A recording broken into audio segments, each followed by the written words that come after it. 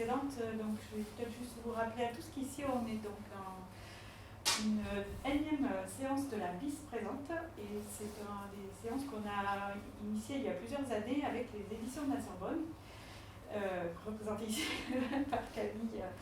Et l'idée, c'est que comme la bibliothèque de la Sorbonne, contrairement à ce que tout le monde pense, est gérée par l'université Paris-1 Panthéon-Sorbonne, nous s'associe avec les éditions de la Sorbonne, qui sont les presses universitaires de l'université, pour organiser plusieurs séances qui mettent en valeur des ouvrages qui généralement viennent de paraître et qui rejoignent soit les disciplines d'excellence de la bibliothèque, soit nous paraissent intéressants à cause d'un anniversaire ou d'une journée particulière.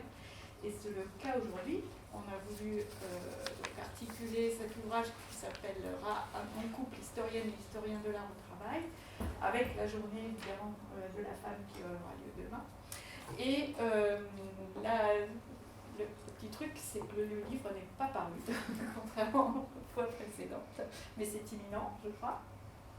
Et nous avons donc le plaisir d'accueillir deux des co-directrices de l'ouvrage, donc Pascale Cugy, qui est maîtresse de conférence à l'Université de Rennes 2, je ne me trompe pas, à l'histoire de l'art, évidemment, j'ai oublié de préciser.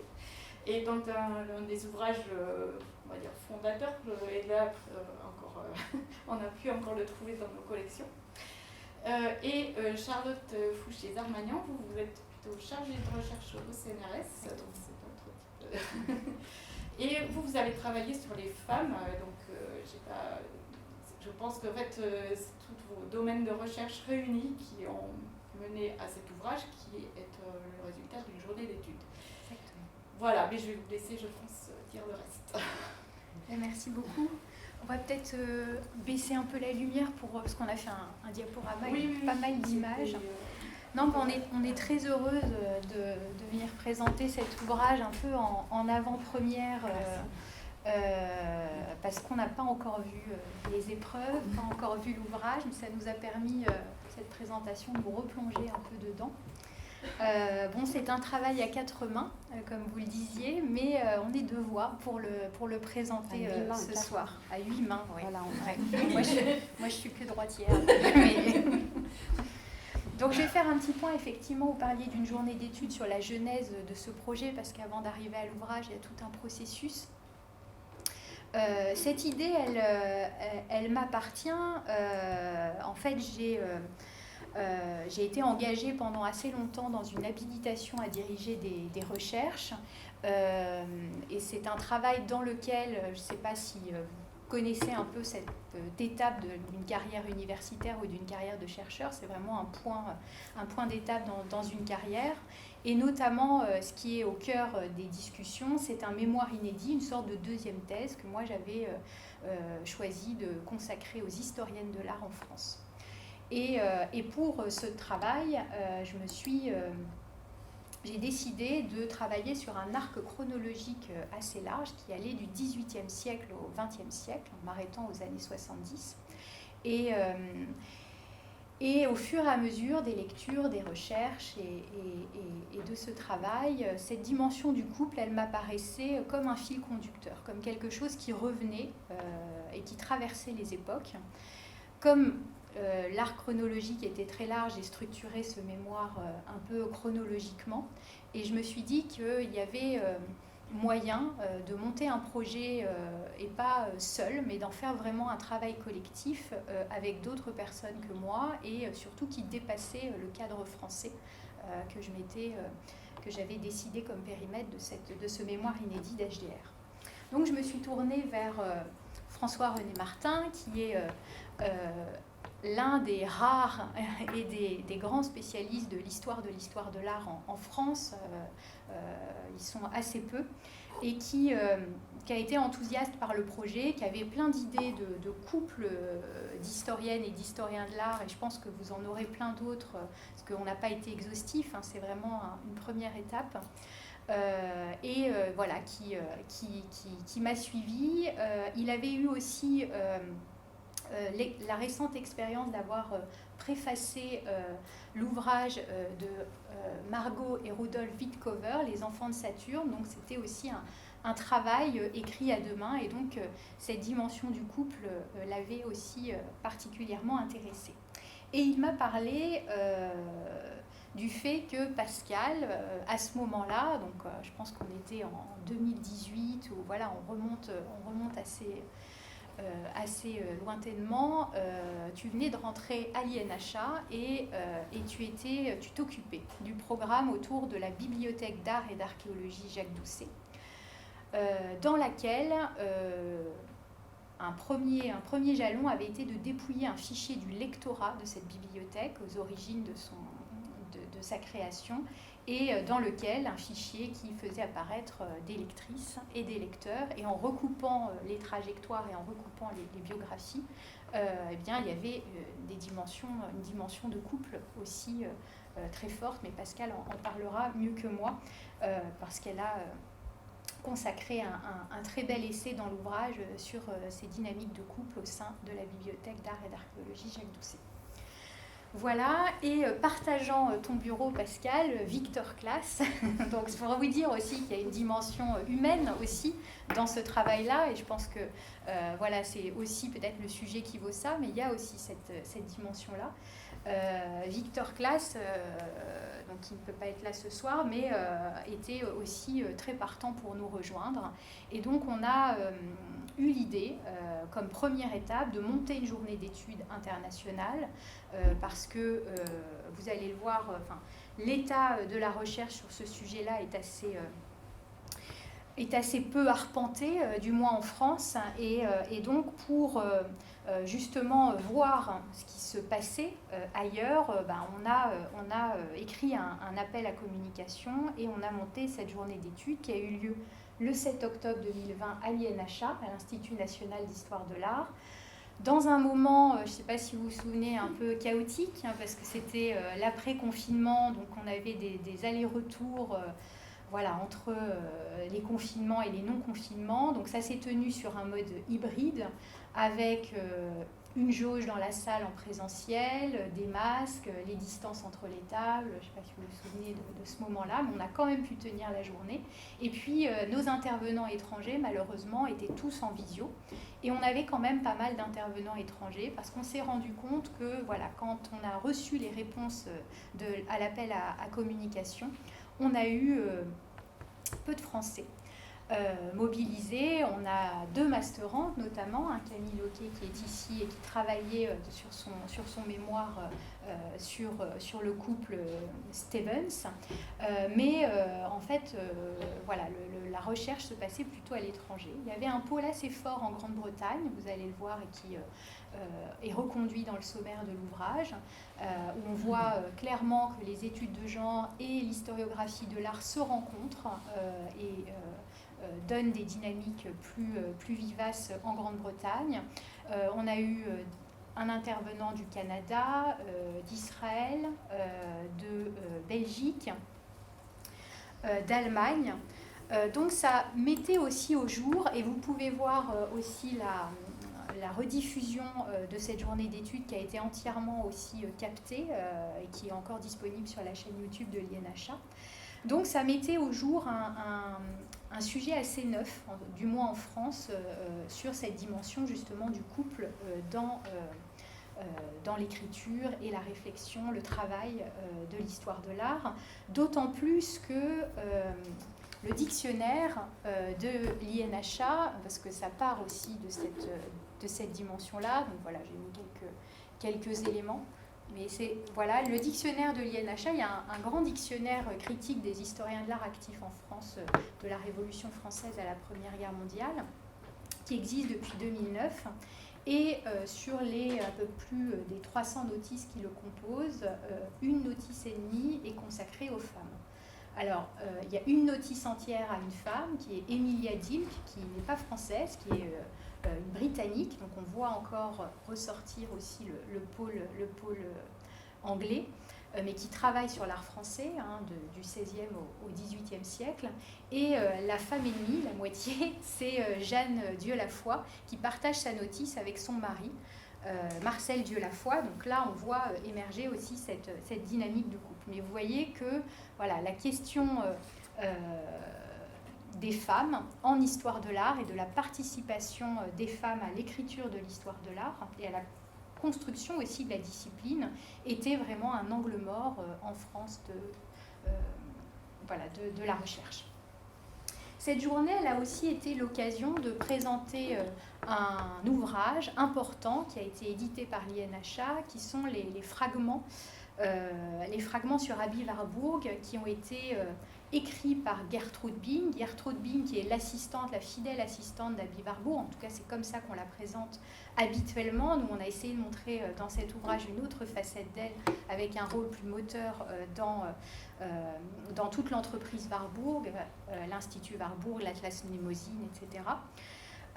Et donc Gertrude Bing, elle avait ce projet d'écrire une biographie intellectuelle de Warburg. Donc elle avait rassemblé tout un matériel inédit qui n'a malheureusement pas pu aboutir à l'écriture de cette biographie, puisqu'elle est décédée avant de mettre un terme à cette biographie. Et donc cette publication, c'est un rassemblement de tout le matériel qu'elle a pu collecter sur Aby Warburg et qui a été donc édité, commenté et introduit par le spécialiste Philippe Despoins.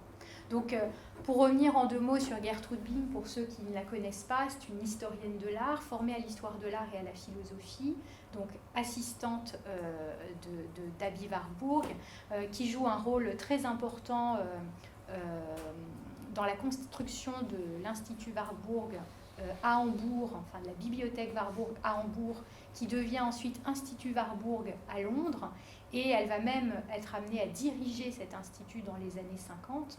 Donc c'est vraiment une cheville ouvrière très importante de la pensée warburgienne. La journée, elle a eu beaucoup de succès. On a été assez enthousiasmés par la qualité des interventions, mais aussi par la qualité de la discussion qui a suivi. Et donc, devant cet enthousiasme, mais aussi devant le plaisir, je crois, qu'on a eu à travailler ensemble, et je pense que ça a continué pendant la préparation du volume, on a souhaité un peu transformer l'essai et réfléchir à une publication qui cristallise et qui garde trace, en fait, de ces communications. Donc on a décidé de travailler au départ à une publication des actes, mais vous verrez que l'ouvrage que l'on vous présente aujourd'hui dépasse les actes, parce qu'on a fait une sélection à l'intérieur des communications. On n'a pas souhaité tout publier de cette journée d'études, donc on a fait une sélection, et puis on a souhaité enrichir la publication par des textes de commande que l'on a fait, parce qu'on s'est rendu compte, évidemment, c'est encore pas exhaustif, mais il y avait des choses qui pouvaient être qui pouvaient permettre de combler aussi des vides qui n'avaient pas été faits pendant la journée d'études. On a aussi eu l'opportunité de faire un entretien grâce à Monica Preti de Victor Stoïkita et de sa compagne Anna Maria Koderch. Donc c'est un entretien qui arrive après notre introduction et qui permet de montrer aussi que ces questions demeurent encore aujourd'hui. Les dynamiques de couple dans le travail intellectuel, c'est toujours à l'œuvre et ce sont toujours des problématiques contemporaines. Et c'était aussi une perception située, actuelle, sur cette question-là. Donc, ça permettait aussi de varier les supports, aussi, d'avoir aussi l'avis direct des concernés. Et puis, on a aussi voulu, comme on est historien et historienne de l'art, nous les images c'est un peu le cœur de notre travail et c'est un peu notre force. On a beaucoup de défauts, mais on a cette qualité-là de savoir décrypter les images. Et on a voulu penser à une histoire visuelle aussi des représentations de couples. Au départ, ça devait être un essai, et puis finalement, c'est devenu, et je pense que c'est mieux comme ça, c'est plus dynamique, c'est devenu des petites notices iconographiques qui ont été écrites, et brillamment écrites par Victor Claes et Émilie Oléron-Evans, qui est aussi spécialiste d'historiographie de l'art, qui a fait sa thèse sur Nikolaus Pevsner et qui s'intéresse aujourd'hui à la question de la traduction en histoire de l'art et aux historiennes de l'art en Grande-Bretagne. Et donc cette manière aussi de décortiquer l'iconographie, vous voyez qu'on a essayé de varier au maximum les supports, il y a de la caricature, il y a de la peinture, il y a de la photographie. C'était aussi une manière pour nous de combler certains vides qui n'avaient pas pu être présentés dans l'ouvrage. Parce qu'il y a des couples, voilà, les Berenson, les Tits-Konrad, qui ne font pas l'objet d'essais dans le volume, mais qui sont présents par justement une analyse plastique d'une représentation. Voilà pour vous expliquer en quelques mots le contexte qui nous permet d'arriver maintenant à l'ouvrage en question. C'est important, je pense, pour nous aussi, historiennes de l'art, de faire un petit peu d'historiographie et de replacer aussi le sujet dans un état des lieux général sur la question, parce qu'il n'y a pas absolument rien sur le couple. Le sujet est relativement neuf dans notre discipline histoire de l'art, mais il a fait l'objet quand même d'études dans d'autres disciplines, et donc on a pu aller braconner un petit peu ailleurs. On est allé regarder du côté évidemment de la sociologie, de l'histoire, de la philosophie, de la psychanalyse. C'est une dimension qui est peut-être moins abordée dans l'ouvrage, mais qui aussi réfléchit à cette dimension du couple. Et donc, vous voyez quelques références de Jean-Claude Bologne à Françoise Vaquier. C'est vrai que le travail de Françoise Vaquier nous a marqué aussi, parce qu'elle a écrit au moment où on écrivait et on réfléchissait à ce sujet une histoire émotionnelle du savoir, cette idée aussi de penser aussi les intellectuels comme des êtres sensibles. Et ensuite, elle a publié dans les coulisses de la science, Techniciens, petites mains et autres travailleurs invisibles, à la suite un peu de cette histoire émotionnelle du savoir, qui mettait au jour justement toutes les figures de l'ombre qui sont moins dans la lumière, mais qui pratiquent, qui aident aussi à construire aussi les savoirs. L'ouvrage de Benoît Peters et Michel Lafon est aussi très intéressant en histoire littéraire. Cette idée du couple en littérature, là il y a justement une couverture avec Colette. Et dans cette idée que nous est un autre, ce qu'il dit, c'est justement que ces deux entités, ces deux partenaires, mettent au monde, en quelque sorte, une troisième entité qui est le livre ou l'œuvre intellectuelle, l'œuvre littéraire. Et s'il n'y a pas ces deux partenaires, cette œuvre est comme incomplète.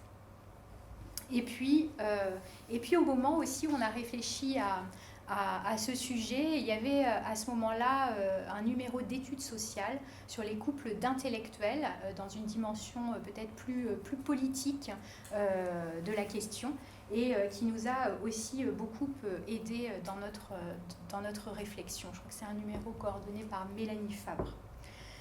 Alors l'approche par le couple aussi, il n'y a pas rien en histoire de l'art. Cette question du couple, elle a d'abord été travaillée du côté de la création artistique, plus que du côté de la création d'un contenu intellectuel ou des savoirs.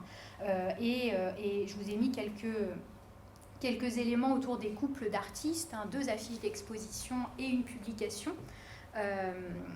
où justement des éléments peuvent être reconduits, en glissant de la création à la production des savoirs intellectuels.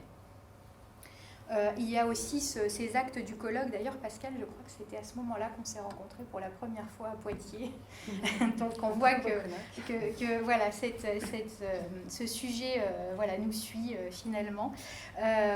Et le couple, ça permet quoi? En tout cas, dans les arts, ça permet souvent de jeter le projecteur sur le partenaire qui a souvent moins eu la lumière, et en l'occurrence, c'est souvent les femmes qui sont concernées. Alors là, c'est peut-être un mauvais exemple que j'ai choisi, Diego Rivera et Frida Kahlo, parce que la célébrité de l'un et de l'autre sont à peu près comparables, mais c'est vrai que souvent, dans le cas des artistes femmes, il y a cette idée que justement le couple ou le partenariat nourrit la renommée de l'une plus que de l'autre. C'est-à-dire que c'est très facile, par exemple, je prends un exemple, de penser Rodin sans Camille Claudel. On a eu des dizaines d'expositions, de monographies sur Rodin sans que le nom de Claudel soit cité. C'est beaucoup plus complexe de penser l'inverse. Et on voit que dans l'historiographie, aujourd'hui, on arrive à penser l'œuvre de Camille Claudel par elle-même, mais pendant longtemps, justement, la redécouverte de Camille Claudel s'est faite par le biais de Rodin. Donc il y a une dissymétrie quand on évoque justement l'œuvre d'une femme par rapport à l'œuvre d'un homme, c'est qu'elle est souvent pensée en interdépendance, elle est connectée. Et donc c'est ça aussi que permet les études de genre et les études féministes, c'est d'aborder toute autonomie de l'art. Et c'est ça aussi qui nous intéresse dans ce travail-là.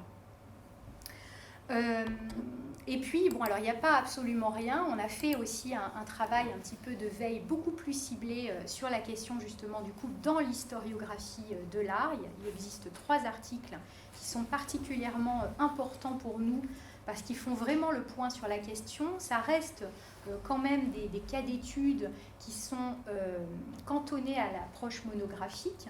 On a un premier article sur le couple Eastlake, Elizabeth Eastlake et Charles Eastlake, qui sont 2 historiens de l'art. Charles Eastlake, il va diriger, on est au moment de l'époque victorienne, en Grande-Bretagne, et il va être amené à diriger la National Gallery de Londres.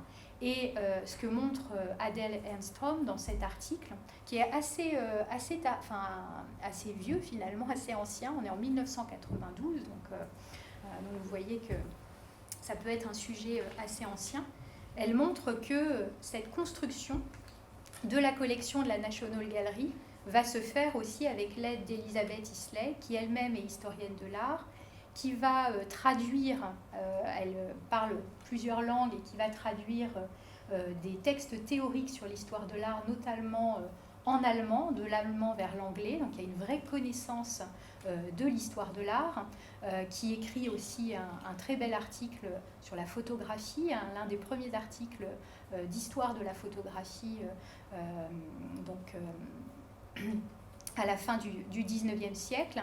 Et ils font leur voyage ensemble, ils vont en Italie ensemble, en Allemagne ensemble, et la construction de la collection de la National Gallery, qui a des vides dans sa collection, se fait avec l'œil des 2 historiens de l'art, avec l'œil de lui et d'elle aussi.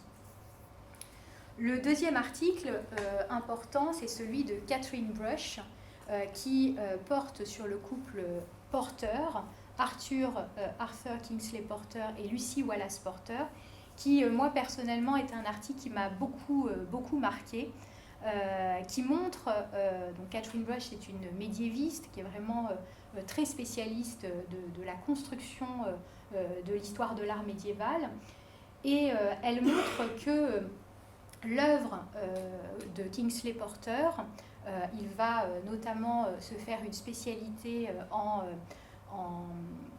recensant des monuments d'art roman et d'art gothique, et il va beaucoup aussi voyager, sillonner la France notamment.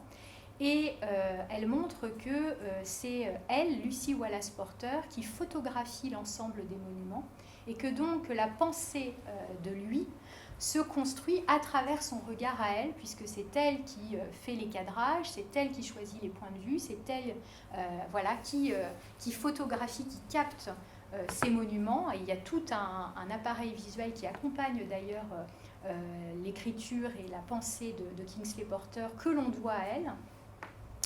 Et puis elle a aussi elle fait un travail tout à fait important dans la postérité de Kingsley Porter, puisque c'est elle qui va constituer les archives, qui va les donner à Harvard. Donc maintenant il y a tout un fonds Kingsley Porter que l'on doit à elle, et elle va préserver aussi d'une certaine façon l'identité de son mari, dont on découvre à la fin de l'article qu'il était homosexuel, et donc en fidèle compagne, en épouse qui ne veut pas entacher, on est à une époque où c'est très tabou d'évoquer l'homosexualité, et pour ne pas entacher la postérité, la carrière, la renommée de son mari, elle va essayer de gommer ça, de cacher tout ce qui pourrait faire ressortir cette dimension-là. Donc voilà, cet article montre justement la place de la compagne à plusieurs stades de la carrière de Kingsley Porter. Et le dernier article, c'est un article sur les Panofsky, donc Erwin et Dora Panofsky, qui est aussi tout à fait fascinant et qui va notamment s'intéresser à cet ouvrage. Vous voyez la couverture de cet ouvrage, Pandora's Box, que les Panofsky écrivent ensemble dans les années 50.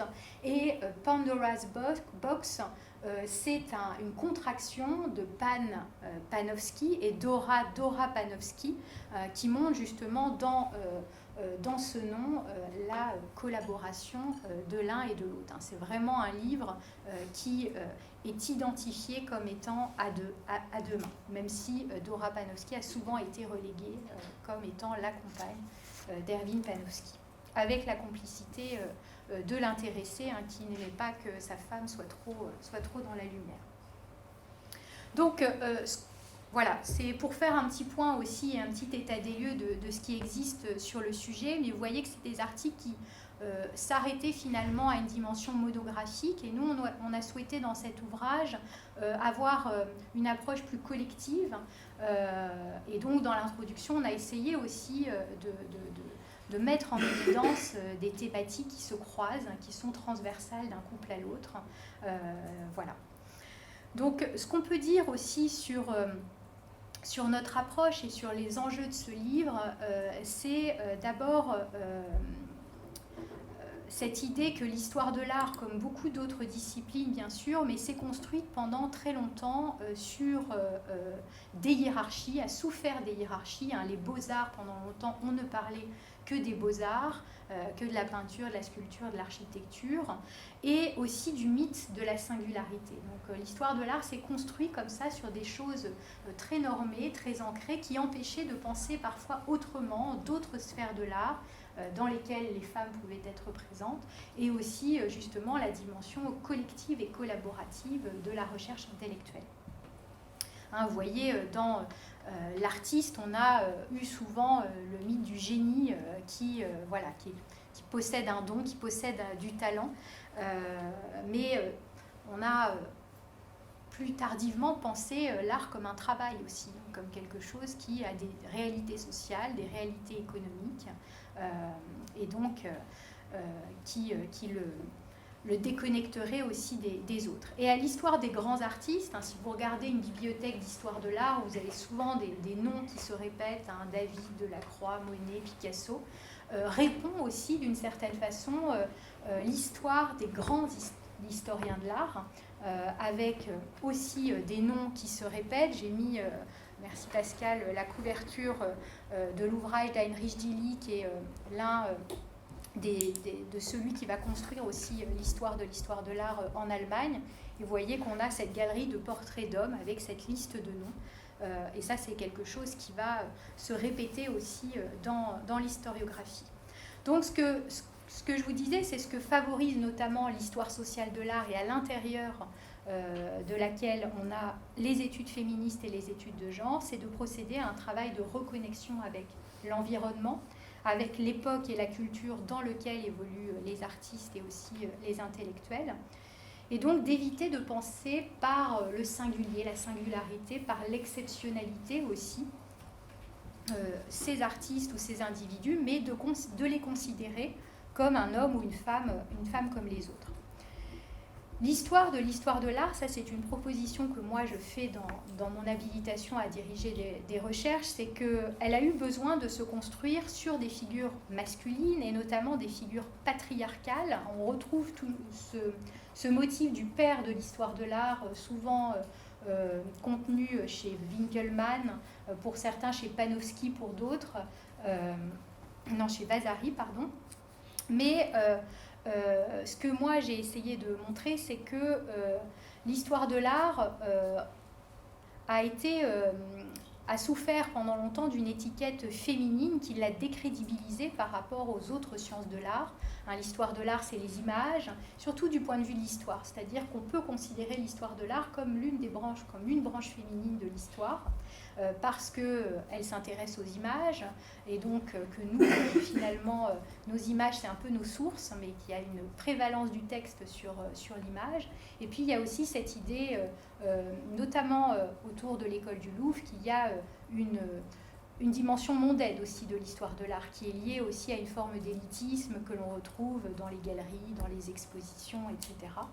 L'école du Louvre, par exemple, a souffert de cette image féminine où on disait, après-guerre, Simone de Beauvoir le dit dans les mémoires d'une jeune fille rangée, elle dit qu'après leur bac, les femmes vont aller à l'école du Louvre. C'est une voie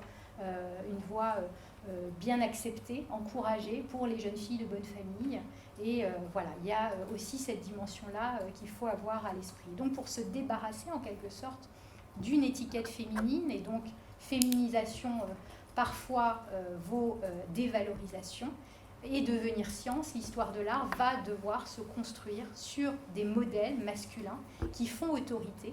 Et donc c'est pour ça qu'on retrouve ce type justement de rhétorique viriliste, élitiste et un peu héroïque, qui se bâtit sur des noms d'hommes plus que sur des noms de femmes. Donc il y a cette idée, comme je vous le disais, de dépasser l'individualisation très forte, et puis qui s'accentue aussi avec l'idée de l'expertise. L'expertise, ça particularise, ça singularise, ça ne permet pas l'élargissement aussi, c'est la forme de l'entonnoir. Et donc là aussi, ça pousse le curseur justement d'une individuation. Donc ce qu'il faut retenir, c'est que notre discipline, elle s'est construite aussi sur un effacement de la dimension collaborative et collective du travail. Et alors qu'aujourd'hui, curieusement, on est encouragé à travailler avec les autres, à monter des projets de recherche, où on a beaucoup d'équipes autour de nous et à se transformer en manager d'équipe. Vous voyez que les choses ont changé, que les réalités changent un peu les choses. Mais à l'individualisation, voilà, on est passé peut-être de l'autre côté de la barrière. Donc voilà, et puis je terminerai avant de te laisser la place, Pascal, sur aussi notre définition du couple. Je pense que c'est important parce qu'il y a plusieurs définitions du couple et c'était important de poser une définition. L'un des principaux pièges pour nous, c'était de tomber dans l'anecdote aussi, parce qu'on n'est pas sous le lit des intéressés, donc on n'est pas dans l'intimité la plus profonde des Panofsky, des Warburg, et de ne pas se laisser emporter justement par l'anecdotique et par une forme de surinterprétation.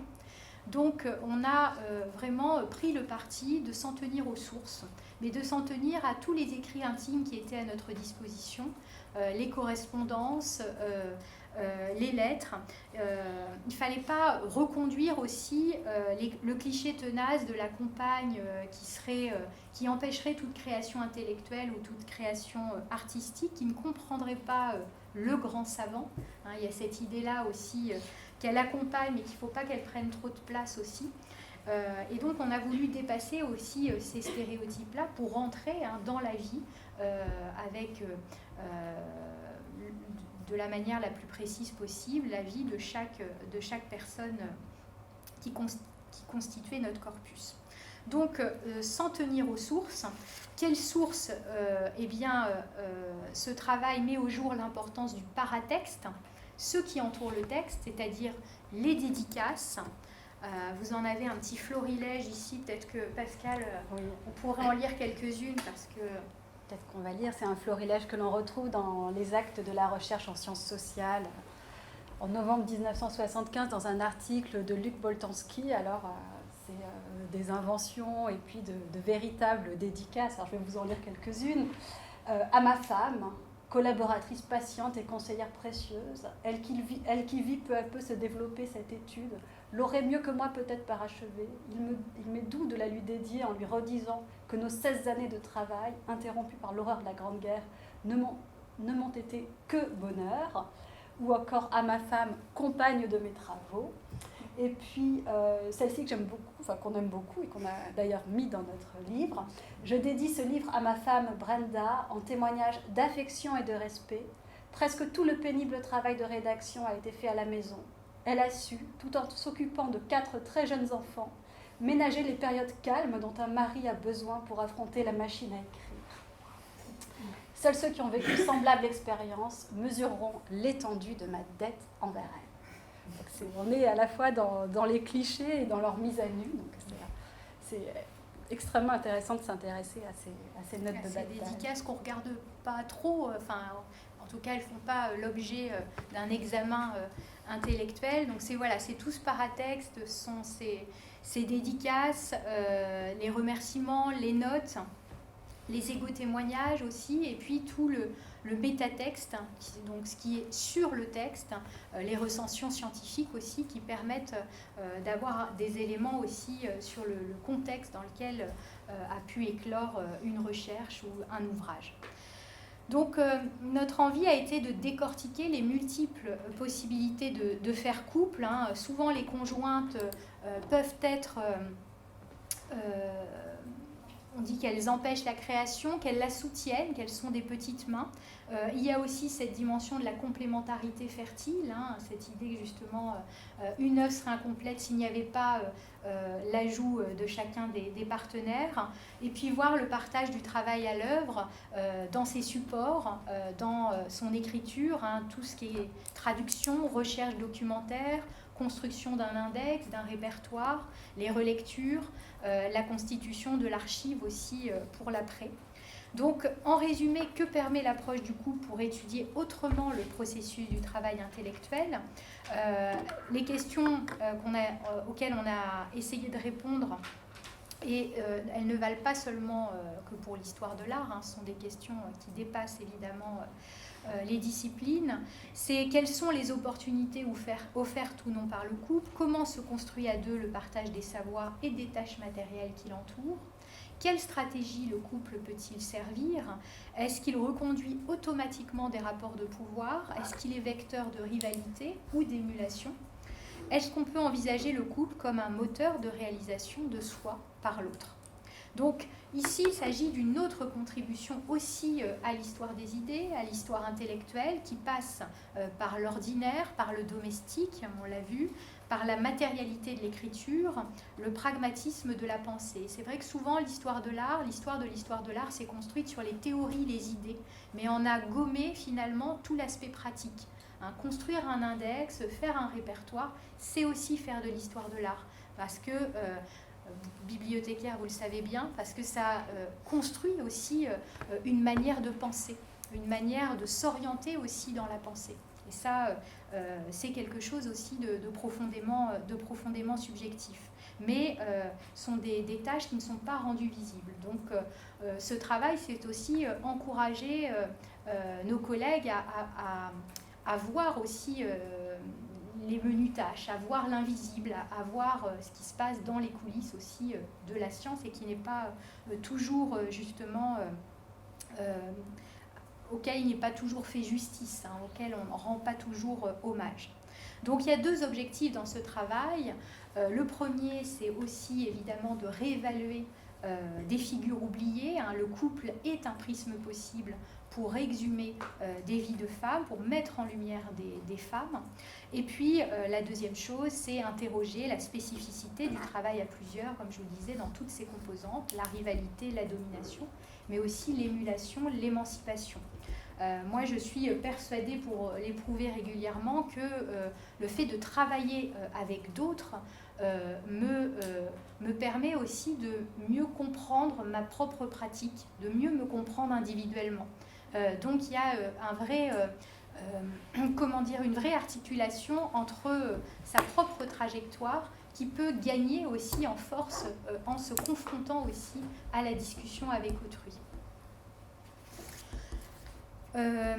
Pascal, peut-être que je te laisse un petit peu la main et on déroule le sommaire. Voilà, je ne sais pas combien de... Ouais, c'est déjà 45 minutes. Merci beaucoup Charlotte. Ça va être un peu... Voilà, on va reprendre la parole ensemble. Puis après, on laissera la place pour la discussion parce que c'est important aussi que ce moment-là aussi. Oui, on sera brève. Ce que je veux dire moi aussi, donc, c'est que je suis très heureuse évidemment d'être là avec Charlotte pour présenter ce livre Apparaître, qui est vraiment, je pense que Charlotte vient le redire, c'est un ouvrage collectif, alors qui a été entrepris dans des conditions très particulières d'isolement justement, mais on a su maintenir à chaque fois cette dimension très très collective, donc entre les directeurs d'ouvrage et puis je crois aussi avec les auteurs, ce qui était très, très fort et qui évidemment est à la fois le sujet du livre et une des manières de le construire. On a rédigé une introduction, je pense, dont nous sommes assez contents, les 4 directeurs. C'est peut-être la partie la plus pénible dans ce type d'ouvrage à rédiger. Et c'est vraiment quelque chose qu'on a rédigé à 8 ou à 4 mains, je ne sais pas trop, parce qu'on l'a quand même rédigé au clavier. Donc on mobilise les 2 mains. Mais on a vraiment expérimenté nous-mêmes cette dimension du travail collectif, alors qui se fait dans le couple. Ce qu'on a retenu comme définition du couple, c'est à la fois évidemment le couple marié, le couple amoureux, hein, marié ou pas, et puis aussi le couple de travail. Bing et Warburg, justement, hein, c'est la collaboratrice et l'historien de l'art, l'assistant et la conservatrice. C'est des choses qu'on peut voir. Ce n'est pas forcément des couples qui ont une relation intime au-delà du travail, mais donc c'est vraiment la notion de collaboration intellectuelle qui nous intéressait. Et je crois qu'entre nous 4 directeurs d'ouvrage, il y a eu une vraie réussite, en tout cas dans l'écriture de cette introduction, vraiment de collaboration intellectuelle entre nous, qui est quelque chose qu'on pratique, Charlotte l'a dit. Moi j'avais beaucoup l'habitude d'écrire avec François-René Martin ou avec Victor aussi, et je souscris tout à fait à cette idée qu'on apprend beaucoup de soi et de l'autre, et en général, hein, qu'on apprend beaucoup dans l'absolu quand on travaille en binôme ou quadrinôme.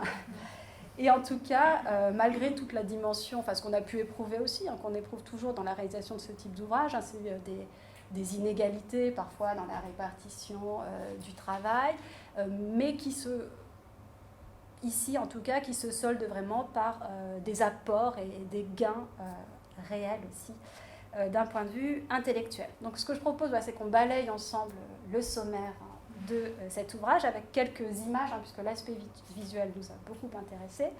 Ce que je peux peut-être dire, c'est qu'on s'intéresse, à part les Stoïkita qui ouvrent l'ouvrage, on s'intéresse uniquement aux couples dont les représentants sont morts. On s'est dit, il y a énormément de couples d'historiens de l'art actifs, au-delà des Stoïkita, c'est pas du tout une exception. Et c'est vrai, quand on a commencé à lancer l'appel, on s'est dit, oh là là mince, est-ce qu'on va ne citer aucun nom, mais on a tous en tête des universitaires, des conservateurs de musées, en couple, officiellement ou pas, qui travaillent avec des statuts très différents, parfois à égalité. Donc on s'est dit, on va uniquement considérer les couples 19e et puis jusqu'aux années 1950 à peu près, pas au-delà. Donc ça c'est en tout cas pour ce tome-là. Je ne sais pas si on continuera après, mais on s'était dit c'est quand même beaucoup plus sage. Et donc le sommaire est constitué de ces couples entre 19e et 20e siècle, alors qui est une époque très intéressante parce que c'est là que l'histoire de l'art se constitue vraiment en tant que discipline officielle. Et c'est aussi une période où, en tout cas en France, hein, c'est impensable pour une femme finalement d'avoir une position officielle. Donc cet espace du couple, hein, il semblait évidemment un espace où les femmes pouvaient être complètement oubliées, mais où potentiellement il pouvait se passer des choses, hein, en termes d'ambition et de construction intellectuelle. Donc c'est pour ça qu'on a cloisonné un petit peu cet espace de la sorte. Donc voilà le sommaire mis en page, mais donc vous n'y lisez rien, mais on va vous montrer des images. Donc, alors il y avait 4 sessions dans la journée d'études, et ici on a réduit à 3, mais on a gardé des titres que nous aimions bien. Donc on a gardé Partage et dépendance pour la première partie, Libre-échange et Développer en commun pour la 3e partie. Alors, il y a des articles qui peuvent aller dans dans l'une ou l'autre, mais on a... Ça circule. Voilà. Vraiment. Ça peut circuler, ouais. Et on a quand même essayé d'équilibrer notre ouvrage comme ça. Alors, il y a 3 essais qui sont en anglais, si je me trompe. 4, pardon. Et le reste est en français. Alors, pardon, on va prendre du début à la fin. Le début, ce sont les Stoikita. Donc, c'est un entretien qui est mené avec Monica Preti. Stoikita, donc, qui travaillent ensemble depuis de très nombreuses années, et puis qui, de temps en temps, co-signent officiellement un ouvrage. Donc, vous voyez ici Goya, Sade et Le Monde à l'envers, le dernier carnaval. On passe ensuite, pardon, l'essai qui vient ensuite, c'est celui dont je vous parlerai tout à l'heure, que j'ai rédigé. Ensuite, nous avons un autre couple qui est un couple formé donc, par 2 personnages qui sont Clotilde Brière-Mime et Gaston Brière. Je vais peut-être laisser Charlotte en dire 2 mots. Oui, alors là, ça très bien. On est dans la partie partage et dépendance. Donc, c'était une envie aussi de montrer la division des tâches dans le travail intellectuel. Même si Clotilde Brière-Mime a quand même une carrière et une spécialisation dans la peinture hollandaise du XVIIe siècle, mais elle n'arrivera jamais à mener sa thèse à bien, à la publier, et elle n'arrivera jamais à la hauteur de la carrière de Gaston Brière, qui devient conservateur au château de Versailles, qui a une vraie réputation, qui est professeur à l'école du Louvre. C'est l'élève qui épouse le professeur aussi, donc il y a cette dissymétrie aussi présente. Mais en tout cas, le Briérana, c'est un ouvrage. Je sais pas, oui, tu l'avais mis. Il était conservateur à Versailles. À Versailles. Donc là, on voit. Vous les voyez au château. On les voit au château. C'est elle qui fait toute la décoration du château de Versailles. Enfin, elle pense la décoration au moment où il entre conservateur des appartements où ils vont loger. Et puis, elle construit ce manuscrit qui est absolument incroyable, qu'il faut aller voir parce que c'est aussi une histoire de l'art du début du XXe siècle en France. Elle raconte plein d'anecdotes parce qu'elle, évidemment, elle connaît ce milieu-là. Elle a été formée à l'histoire de l'art à l'école du Louvre. Elle connaît les réseaux. Et elle construit donc ce manuscrit en hommage à Gaston Brière, à son mari. Quand vous ouvrez le manuscrit, il y a du velours, c'est quelque chose de très grand, de capitonné. On ouvre la première page, on tombe sur une mèche de cheveux de Gaston Brière quand il était petit. C'est pour vous dire l'aspect très familial et familier de ce manuscrit. Et donc, il y a beaucoup de photos. Il y a beaucoup aussi de textes. Elle raconte vraiment son expérience, ses impressions. Et puis, c'est vraiment un récit sur le milieu de l'histoire de l'art, mais fait par le petit bout de la lorgnette.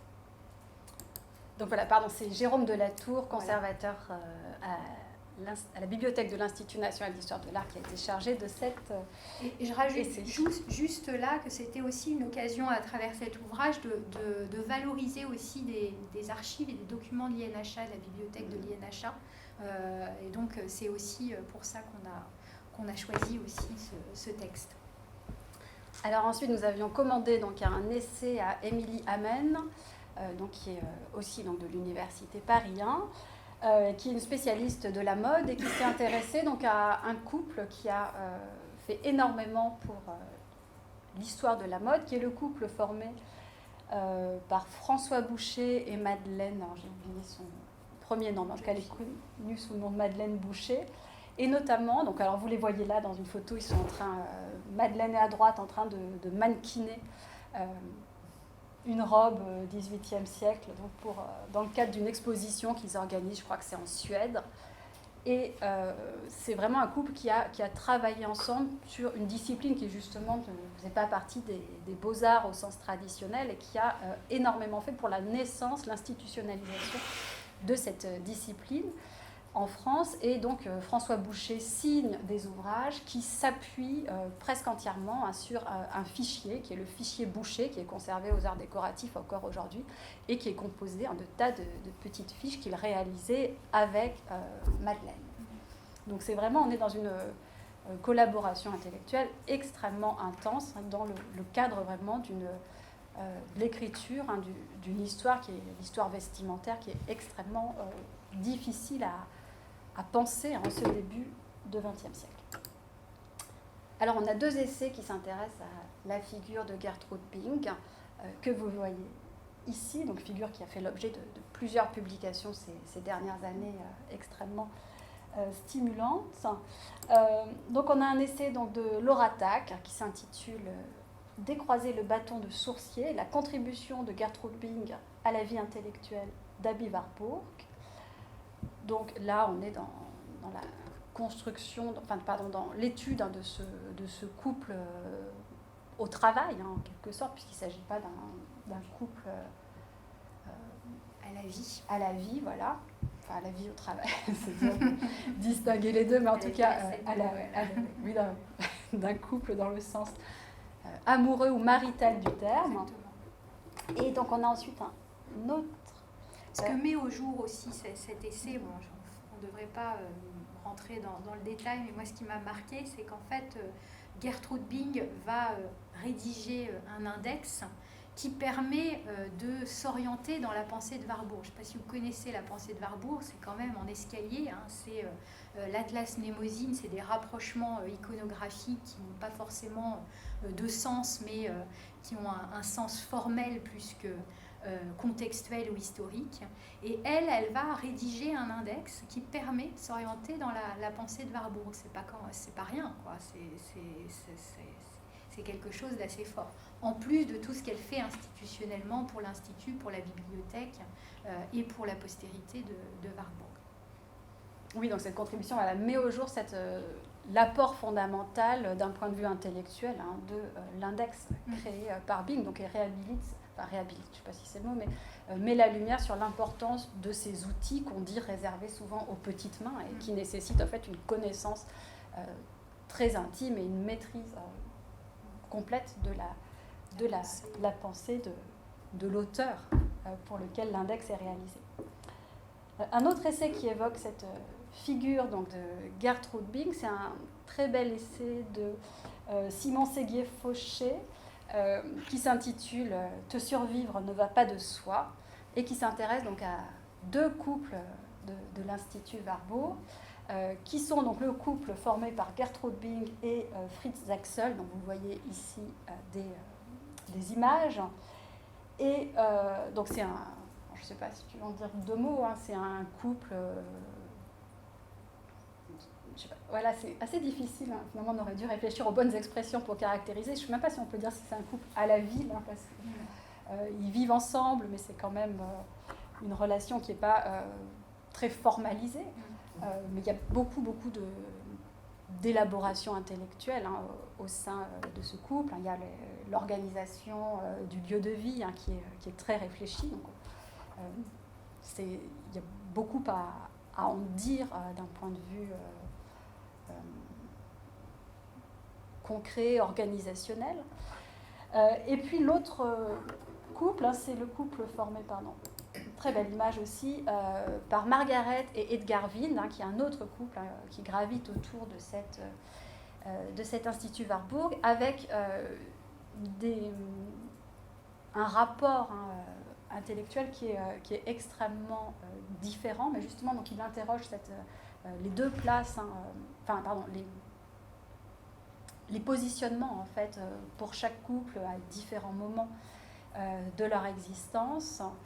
Et montre, si j'ai bonne mémoire, pardon, moi je n'ai pas réussi à relire l'intégralité du livre avant de revenir, mais il s'intéresse vraiment à la façon dont chacun également a pris en charge la mémoire et le travail de l'autre et a pu participer. Donc il s'interroge sur l'utilisation des archives et comment est-ce qu'on peut aussi interpréter les silences laissés par les archives. Donc c'est une contribution qui est très très suggestive en bien des aspects, mais qui pose beaucoup de questions méthodologiques de manière très nette sur comment travailler sur des couples, avec cette idée qu'il n'y a pas grand-chose à dire du couple, du point de vue du chercheur extérieur, et donc il cherche les indices pour pouvoir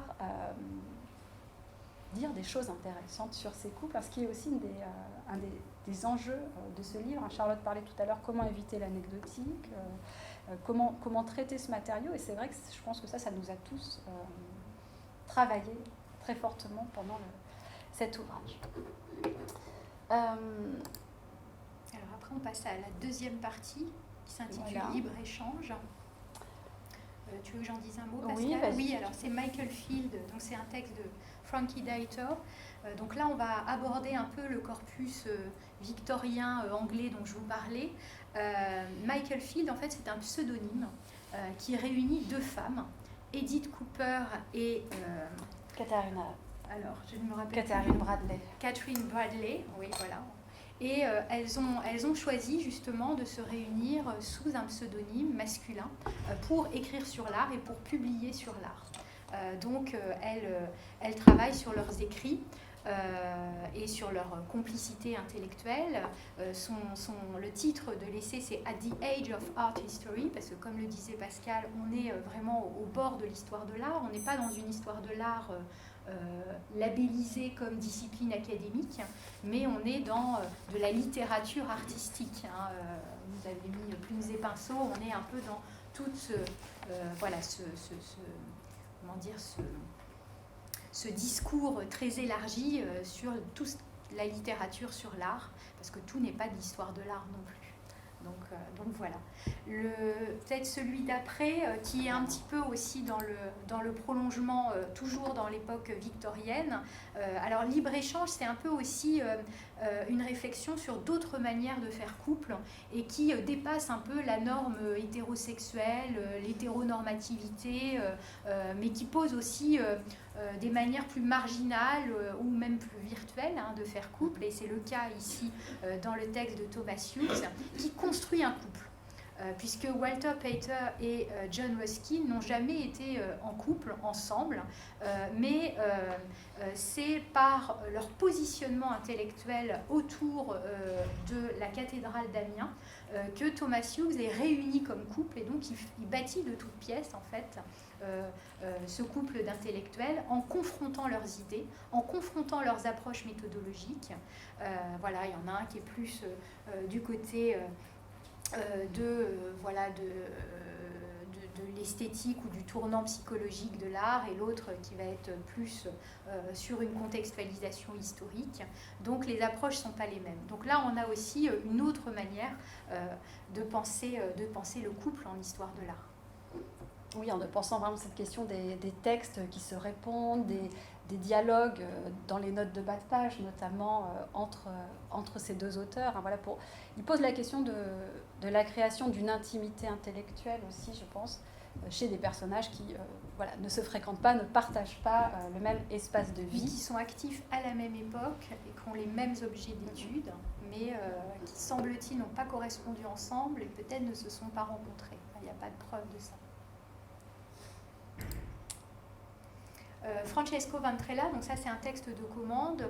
Francesco Ventrella, c'est vraiment un spécialiste à mes yeux du croisement entre histoire de l'art, études de genre, même études queer. Et donc il a gentiment répondu à notre invitation avec un texte qui, pareil comme le texte de Frankie Dieter, met au jour un couple de femmes, Vernon Lee et Clementina Thompson, qui vont elles aussi écrire sur l'art, donc qui sont ensemble dans la vie, et qui vont véritablement bâtir une œuvre intellectuelle. Et elles le disent, qui n'aurait pas eu la même force si une partenaire n'avait pas posé sa patte. Vernon Lee, c'est plutôt une romancière, on la connaît plutôt comme ça. Elle va apporter le côté impression esthétique, le côté romancé, et Clementina est plutôt la théoricienne. Et donc les deux vont nourrir avec leur approche respective une œuvre très intéressante, que Francesco Ventrella recontextualise aussi, parce que c'est un fin connaisseur de l'histoire de l'art à cette époque-là, dans le paysage historiographique. une autre qui nous plonge plus avant dans le 19e siècle, qui s'intéresse à un couple d'archéologues. Donc c'est important pour nous de montrer l'histoire de l'art aussi en cherchant à interroger différents domaines. Donc on s'est posé la question de l'archéologie, il y avait beaucoup de candidats. Et ici, donc, vous voyez deux personnages qui sont donc Lucien Bonaparte, et à gauche, c'est son épouse Alexandrine de Bléchamp, qui ont eu donc pour caractéristique d'avoir organisé des fouilles en Italie de manière plutôt illégale et d'avoir vendu le produit de leur fouille.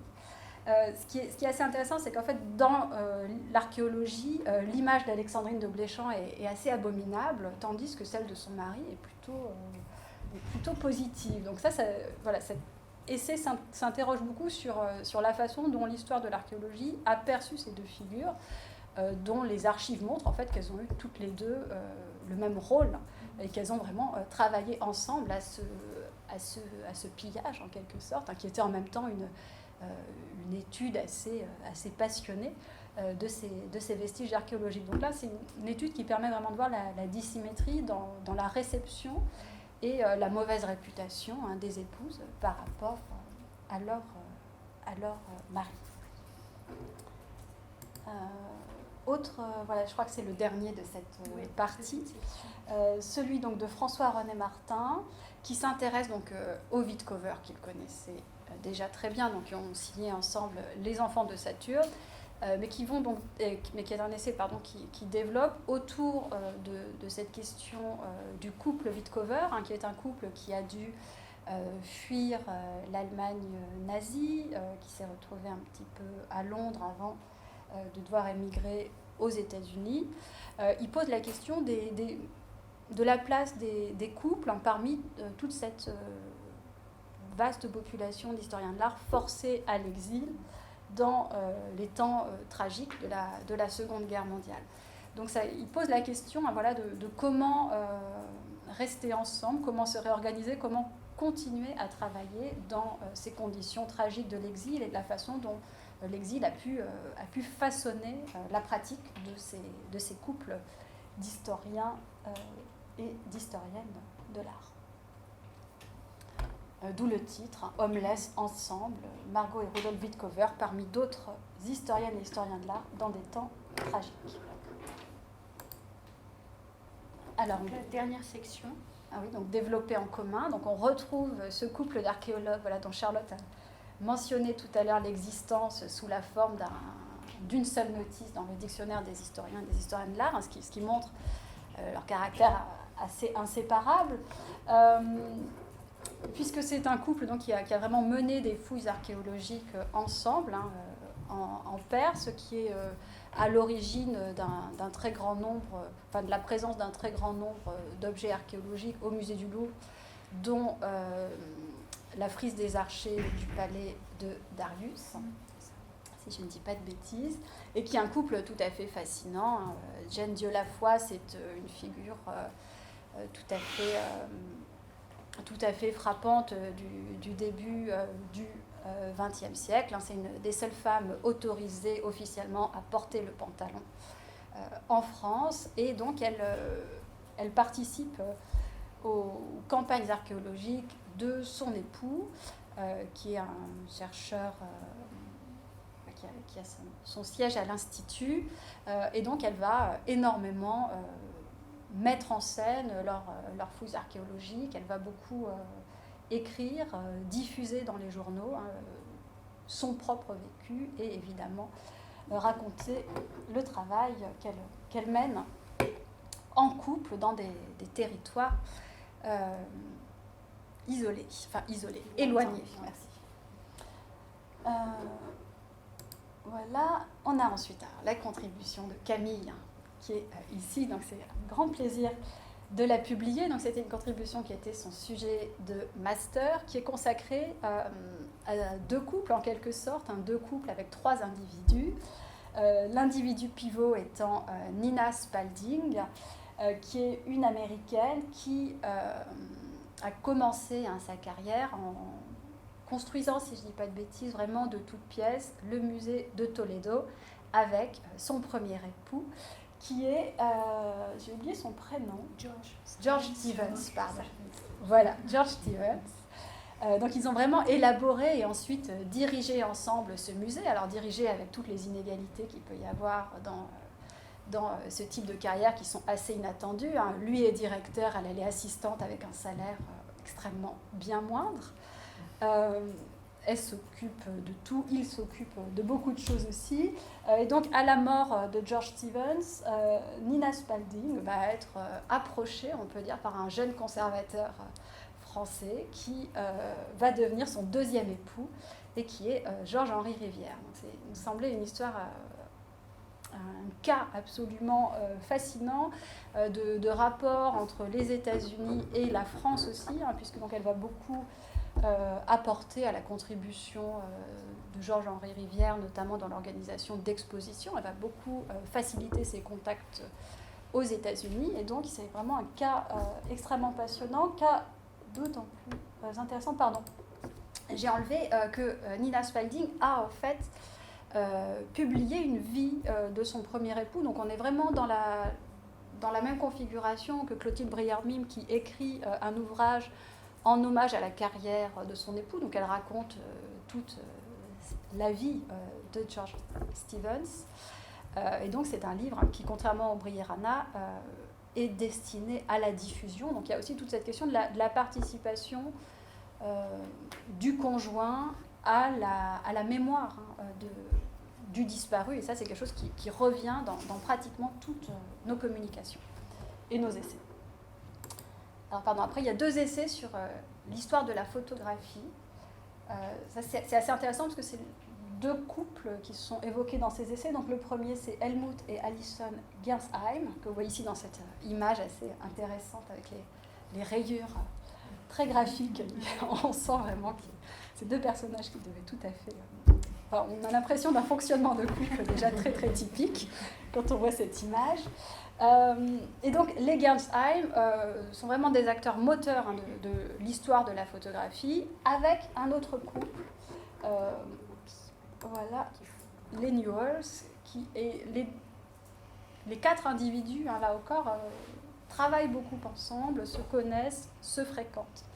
Donc il nous a semblé que c'était un des enjeux du livre, hein, enfin, peut-être pas un des enjeux, mais il nous a semblé à voir tous ces cas de couple, que la reconnaissance des couples dans le cas de la construction de nouveaux domaines dans l'histoire de l'art, hein, que ce soit la mode, la photographie, c'était quelque chose qui avait été assez bien reçu, perçu par les contemporains, ce qui était beaucoup moins vrai dans le cas de domaines plus traditionnels de l'histoire de l'art. Et je crois que c'est le dernier de ce livre. Alors, pardon si on a un petit peu de temps. Juste, alors je reviendrai un petit peu sur l'essai que j'ai pu donner pour ce livre. Alors, peut-être tout à l'heure, tu as dit que la journée avait eu lieu en octobre. C'est vrai, mais en fait, la journée avait été décalée parce qu'elle aurait dû avoir lieu pendant juste après le premier confinement ou pendant, je ne sais plus. Mais toujours est-il que, du coup, moi, quand j'ai écrit mon essai, j'avais encore l'espoir que cette journée aurait lieu. Et c'est un essai, pour moi, voilà, c'est vraiment associé au confinement. C'est une de mes obsessions d'écrire ce texte. Pendant le confinement, qui, je pense, était aussi un moment de vérité pour le couple, un moment assez de questionnement radical, voilà, sur ce que ça voulait dire que travailler chez soi, comment est-ce qu'on travaille quand on est enfermé chez soi au milieu de 1000 autres contingences. Donc je veux dire que c'était assez... je tenais beaucoup à le réaliser en vue de cette journée dont j'espérais sans cesse qu'elle allait avoir lieu. Et donc voilà, en y repensant, voilà, c'était vraiment lié à ce moment, et ça impliquait aussi des manières de travailler sans bibliothèque, avec très très peu d'accès à des sources écrites. Donc ça a été l'occasion de contacter certains chercheurs qui m'ont fait bénéficier de réflexions ou d'articles qu'ils avaient eux-mêmes écrits. Donc je pense notamment à Naema Hanafi, que je ne connaissais pas du tout et qui est très gentiment, m'a offert les recherches qu'elle avait réalisées sur l'or de Mandar. J'ai pu aussi acheter 2-3 livres sur Internet. Et puis, heureusement, surtout, j'avais accumulé beaucoup de matière juste avant le confinement, en vue justement de la journée d'études. Et c'était de la matière que j'avais accumulée donc, dans le cadre de ce programme de recherche que Charlotte a évoqué, qui est un programme de recherche de l'INHA sur la bibliothèque d'art et d'archéologie de Jacques Doucet, que j'ai eu le plaisir de co-diriger, et qui est donc dirigé maintenant par Ilaria Andreoli, toujours à l'INHA, et qui est un programme en fait, qui s'intéresse à la première grande bibliothèque uniquement consacrée à l'histoire de l'art en France, qui est une bibliothèque qui a ouvert ses portes en 1909, qui s'inscrit en fait dans un grand mouvement européen d'ouverture d'institutions qui avait pour but de faciliter la recherche en histoire de l'art. Vous pouvez penser bien sûr à la Kunstwissenschaftliche Bibliothèque Warburg, donc, qui est fondée à Hambourg un petit peu après, la Bibliotheca Hertziana à Rome également, qui est fondée dans les mêmes années. Un peu plus tardivement, à Bruxelles, il y a Isabelle Herrera qui ouvre la bibliothèque d'art et d'art appliqué. Donc c'est vraiment un mouvement européen. Et donc la bibliothèque qui ouvre à Paris, elle est fondée par un personnage donc, que vous connaissez peut-être en tant que collectionneur, Jacques Doucet, donc le premier acquéreur des Demoiselles d'Avignon de Picasso, le grand couturier, qui en fait donc, va être à l'origine de la création de cette bibliothèque. Bibliothèque qui va ouvrir en face de son hôtel particulier dans le 16e arrondissement, rue Spontini, et qui va envahir un des appartements qui sont loués en face de chez lui. Donc c'est une bibliothèque qui défend une vision universaliste de l'histoire de l'art. Il veut réunir toutes les connaissances, toutes les périodes, toute la terre entière. Son but, c'est vraiment de tout réunir. Et son but, c'est aussi de faciliter la recherche. Il déteste les fonctionnaires français, il déteste le fonctionnement de la Bibliothèque nationale, et il veut vraiment créer une bibliothèque pratique, donc qui fonctionne sur le modèle du foyer, où tout est accessible, où les gens rentrent sur recommandation, peuvent discuter dans les salles, sont bien installés, etc. Donc c'est vraiment l'idéal qu'il développe. Et comme Charlotte le disait tout à l'heure, une partie de notre travail, il s'agit d'étudier à la fois la constitution des collections, mais aussi le fonctionnement au jour le jour de cette bibliothèque. Une partie du travail consistait à étudier le lectorat de cette bibliothèque, comment est-ce que les gens travaillent très concrètement, mais aussi comment est-ce qu'ils se rencontrent. Donc on a beaucoup travaillé sur la trajectoire des lecteurs, sur leurs attractions, sur leurs points de contact. Et notamment, Charlotte l'évoquait aussi, parmi les premiers gros chantiers dans le programme de recherche, il y a eu le dépouillement du fichier des lecteurs qui est conservé aux Archives nationales et qui a été mené par Claire Dupin de Bessa. Et ce dépouillement, donc, il a fait émerger une présence féminine qui était peut-être pas absolument gigantesque, mais qui était non négligeable. Dans mon souvenir, il y a 13% des lecteurs qui sont des lectrices. Et évidemment, donc on s'est intéressé, ça a été l'occasion d'appeler Charlotte pour un petit peu regarder qui étaient ces personnes. Mais donc on s'est un petit peu intéressé à ces lectrices. Alors parmi ces lectrices, on trouve des noms qui sont des noms assez connus quand on s'intéresse à l'histoire de l'art de manière un petit peu pointue. Il y a Maud Cruthwell que vous voyez à droite, qui est là encore une de ces grandes figures anglo-saxonnes, qui s'installe en France à la fin de sa vie et qui fréquente cette bibliothèque. On a Jeanne Duportal, dont vous voyez la thèse à gauche. Jeanne Duportal, qui est la première docteure ès lettres en France. Elle soutient sa thèse à la Sorbonne en 1914. C'est aussi la première femme à donner des cours non rémunérés, je vous rassure, à la Sorbonne, justement. Dans le domaine de la faculté des lettres. Il y en avait d'autres pour les sciences dures. Jeanne Duportal, qui est une grande figure de célibataire. Alors, on ne peut pas insister sur tout, mais la question du célibat, ça nous intéresse beaucoup, parce que Jeanne Duportal, c'est la célibataire revendiquée, et elle dit bien « je veux rester célibataire pour faire de l'histoire de l'art ». Donc ça, c'est assez significatif. On a aussi des noms qui ont conservé une certaine notoriété dans ce fichier des lecteurs, dans la mémoire institutionnelle. On a Louise Pillion, à droite, qui est connue sous le nom de Louise Lefrançois Pillion, donc c'est celui de son époux qui qui vient s'ajouter, qui est assez connue à l'INHA où elle a laissé ses archives. On a le nom de Marie-Juliette Ballot, qui est assez connue aussi au musée du Louvre, hein, où elle a très longtemps travaillé. Mais on a aussi beaucoup de personnalités qui étaient assez inconnues et qui nous intriguaient. On avait Kathleen Johnson, par exemple, qui est celle que vous voyez en costume grec au milieu. Jeanne Potrel, par exemple. Laure de Watteville, qui s'est avérée être en fait l'épouse de l'historien de l'art suisse Konrad de Mandar, et qui est une historienne, en fait plutôt qu'une historienne de l'art, mais qui a publié plusieurs ouvrages consacrés, je vous ai mis portraits de femmes, qui sont consacrés en fait aux grandes figures féminines de l'histoire européenne, et notamment aux grandes figures féminines du protestantisme. On a d'autres figures, comme Jeanne Boucher, que vous voyez dans le portrait en ovale. Jeanne Boucher, qui devait épouser un historien de l'art qui s'appelle Jean Loquin, qui a été une des grandes figures institutionnelles de l'histoire culturelle dans la première moitié du XXe siècle. Et puis aussi donc, tout un tas de personnalités dont l'activité était plus ou moins aisée à reconstituer, parfois très très difficile à reconstituer. Quoi qu'il en soit, on a fait un effort de documentation au sein du programme très conséquent, ce qui nous a conduit évidemment à poser la question du devenir de ces lectrices, de la façon dont elles avaient réussi ou pas à persister dans la recherche intellectuelle, qu'est-ce qu'elles avaient pu publier. Donc ça pose la question évidemment de leur identité multiple, hein, parce que dans le fichier des lecteurs, elles sont souvent connues sous leur nom de jeune fille, puis quand elles se marient sous un autre nom, donc elles ont deux fiches, donc faire les recoupements, c'est pas forcément quelque chose d'évident. Ce qui était le plus visible, c'est que généralement c'était des personnalités qui étaient englouties très très rapidement par les obligations familiales lorsqu'elles se mariaient. Pour étudier aussi ces épouses, ce qui nous a paru nécessaire, au-delà de l'engloutissement qui semblait, qui en concernait beaucoup, mais qui pour d'autres était un petit peu moins évident, ça nous a conduit à regarder systématiquement les écrits de l'époux. Et cette présence de l'épouse, ça Charlotte le disait, c'est quelque chose d'assez classique, mais on la retrouve parfois assez fortement en fait dans des ouvrages qu'elle ne signe absolument pas, mais pour lesquels on se rend compte qu'en fait elle a pu travailler. Donc on s'est intéressé évidemment finalement aux historiens de l'art, aux époux aussi beaucoup, pour voir parfois émerger donc cette activité de personnalité qui semblait avoir disparu des radars.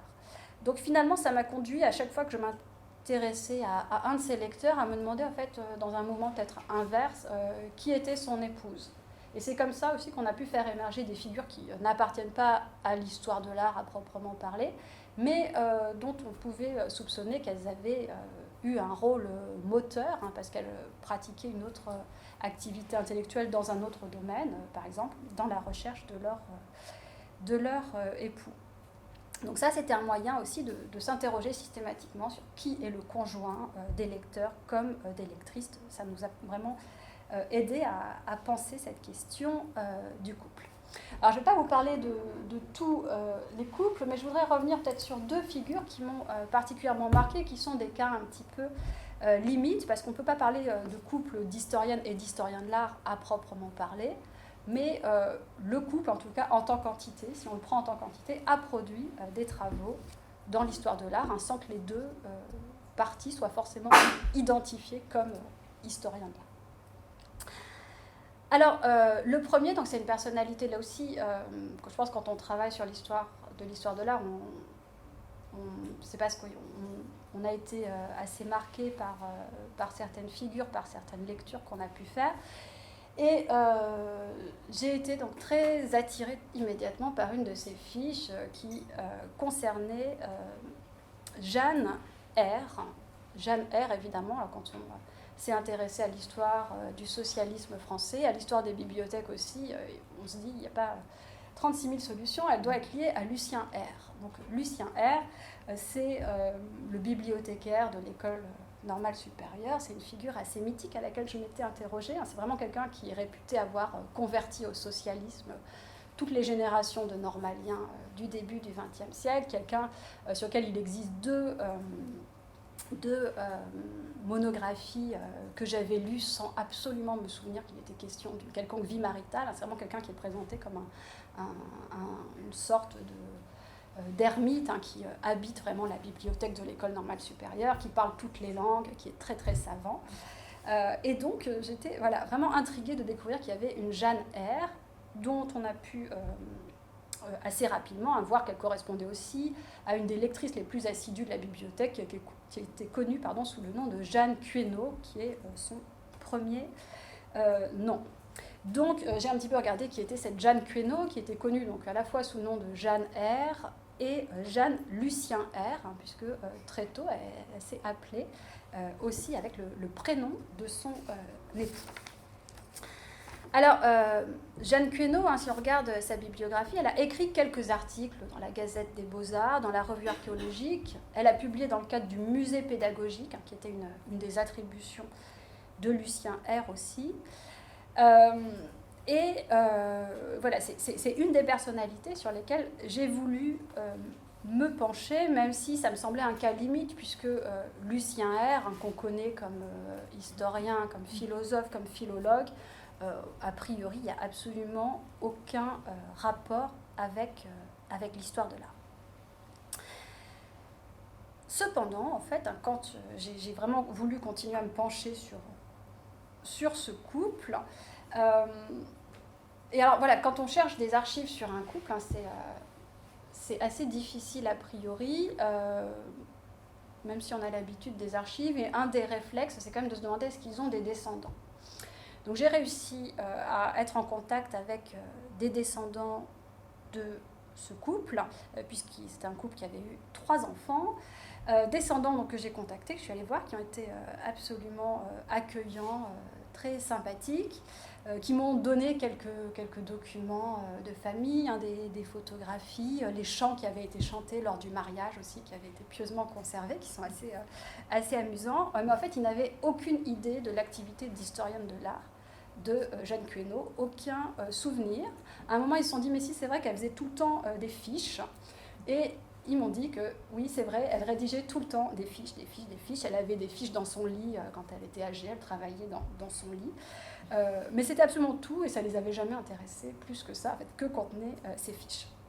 Donc pour eux, c'était très émouvant de découvrir cette facette, mais ils ne savaient pas grand-chose, malheureusement, là-dessus. Donc comme souvent, il faut vraiment... le travail des archives permet seul d'en savoir un peu plus que cette mémoire familiale qui a souvent laissé de côté les aspects qui nous intéressent le plus, malheureusement. Et ce sont les archives en fait, qui m'ont permis de découvrir que Lucien R avait eu un véritable rôle dans l'activité scientifique de son épouse, dans son travail d'historien de l'art.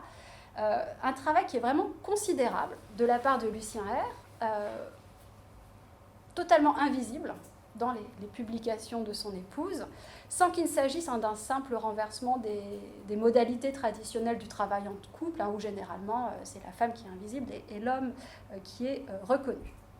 Donc en fait, pour arriver à ce constat, j'ai pu consulter beaucoup de lettres, qui au départ étaient des lettres très éparses, assez éclatées, notamment, pardon, ça je vous montre la carte de lectrice justement de la bibliothèque de la Sorbonne, je crois, si je ne me trompe pas, à gauche, de Jeanne Lussière. Enfin, je ne l'ai pas prise dans vos archives, mais voilà. En fait, c'est en cours de numérisation, tout ce travail. Mais elle est à Sciences Po. Elle est conservée à Sciences Po, mais c'était la lettre, je pense, qu'elle avait à son décès, la carte qu'elle avait à son décès.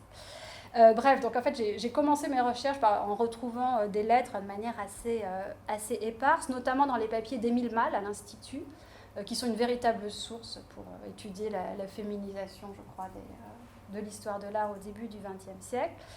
Et on trouve des lettres très intéressantes dans ce fond qui montrent la façon dont il fut informé en fait, de la relation entre Lucien R, qu'il connaissait évidemment de très longue date, Émile Malle étant lui-même un normalien, et la jeune étudiante d'Émile Malle, venue de Suisse, qui était Jeanne Queneau.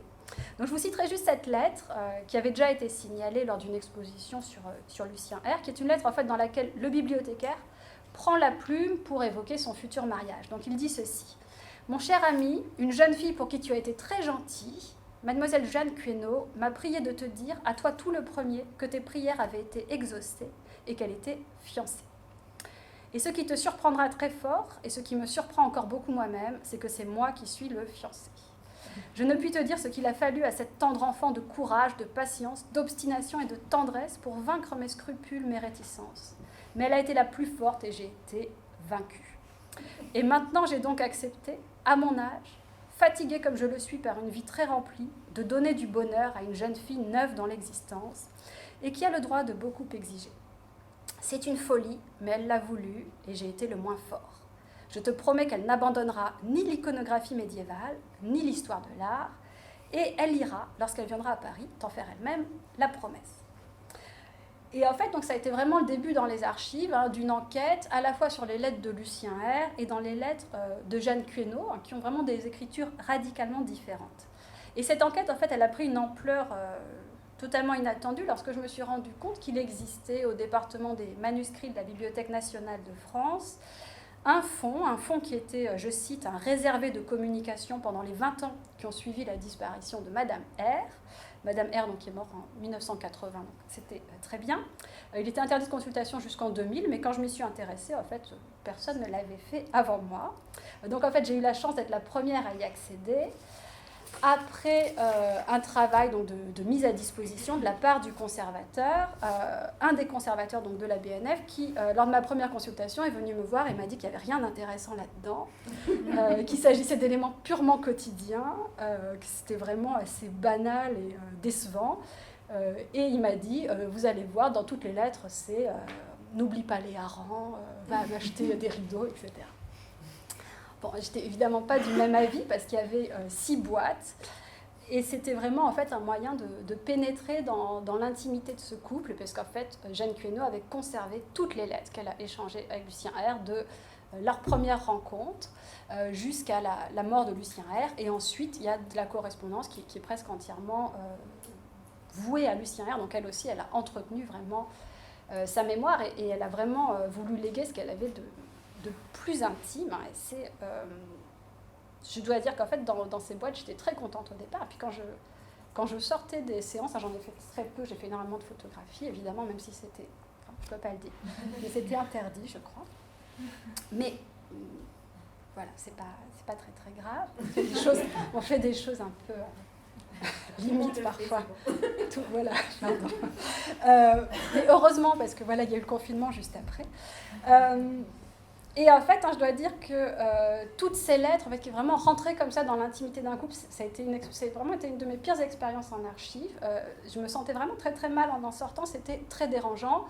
À la fois parce que vraiment, effectivement, on rentrait dans leur quotidien, on avait l'impression de voir des choses qu'on n'avait pas forcément envie de voir. Il y a beaucoup de choses très intéressantes pour moi, mais je me sentais assez mal à l'aise d'aller dans cette dimension, je dois dire, et surtout parce que je pense qu'on a un phénomène d'identification par rapport à cette femme qui a presque consacré sa vie à celui qui a été son époux finalement assez brièvement, et surtout, on voit la présence de ce mari absolument partout, cette présence qui est très persistante, on aurait envie de dire le mot d'emprise, enfin en tout cas de mon point de vue, c'est ça qui paraît, et en même temps, on ressent très bien cet amour très, très fort, un petit peu mystérieux, qui les unit, qui à la fois, qui est souvent très pudique dans son expression, et puis de temps en temps ressort assez violemment dans les lettres. Et ce qu'on devine aussi dans cette correspondance, c'est les souffrances terribles qu'elle a endurées en silence, puisque Lucien R avait d'autres amours, de manière assez oui, libre, mais voilà, c'est une liberté, c'est-à-dire démonstrative presque, en fait. Et donc, on sent un peu tout ce qu'il faut, en fait, d'abnégation pour laisser ça au public, finalement, et ne pas brûler toutes ces lettres aussi, enfin, je trouve, dans cette... Enfin, voilà, donc il y avait des phénomènes un petit peu bizarres d'identification, d'identification, je n'ai pas de rapport avec elle, mais vraiment, on se met dans la position de cette historienne de l'art, peut-être, de celle qui est à l'ombre d'un grand homme comme ça et qui a vraiment beaucoup enduré. Et en même temps, toute cette correspondance était forcément mise en perspective par les autres recherches que je faisais, où on apprenait sa vie un petit peu officielle, sa vie administrative, notamment toutes ses misères financières, puisqu'elle a travaillé vraiment pour un salaire de misère jusqu'à ses 79 ans, je crois, pour le répertoire d'art et d'archéologie, donc, qui avait été fondé par Jacques Doucet aussi. Je découvrais dans le même temps le rôle qu'elle avait eu dans la Résistance, puisqu'elle a caché beaucoup de personnes dans son appartement avec ses enfants. York S'Emprunt notamment a été caché par Jeanne Quéneau, donc, dans son appartement. Et voilà, donc on avait j'ai une relation un petit peu... c'était un petit peu compliqué cette expérience d'archives, mais vraiment absolument fascinante dans le même temps.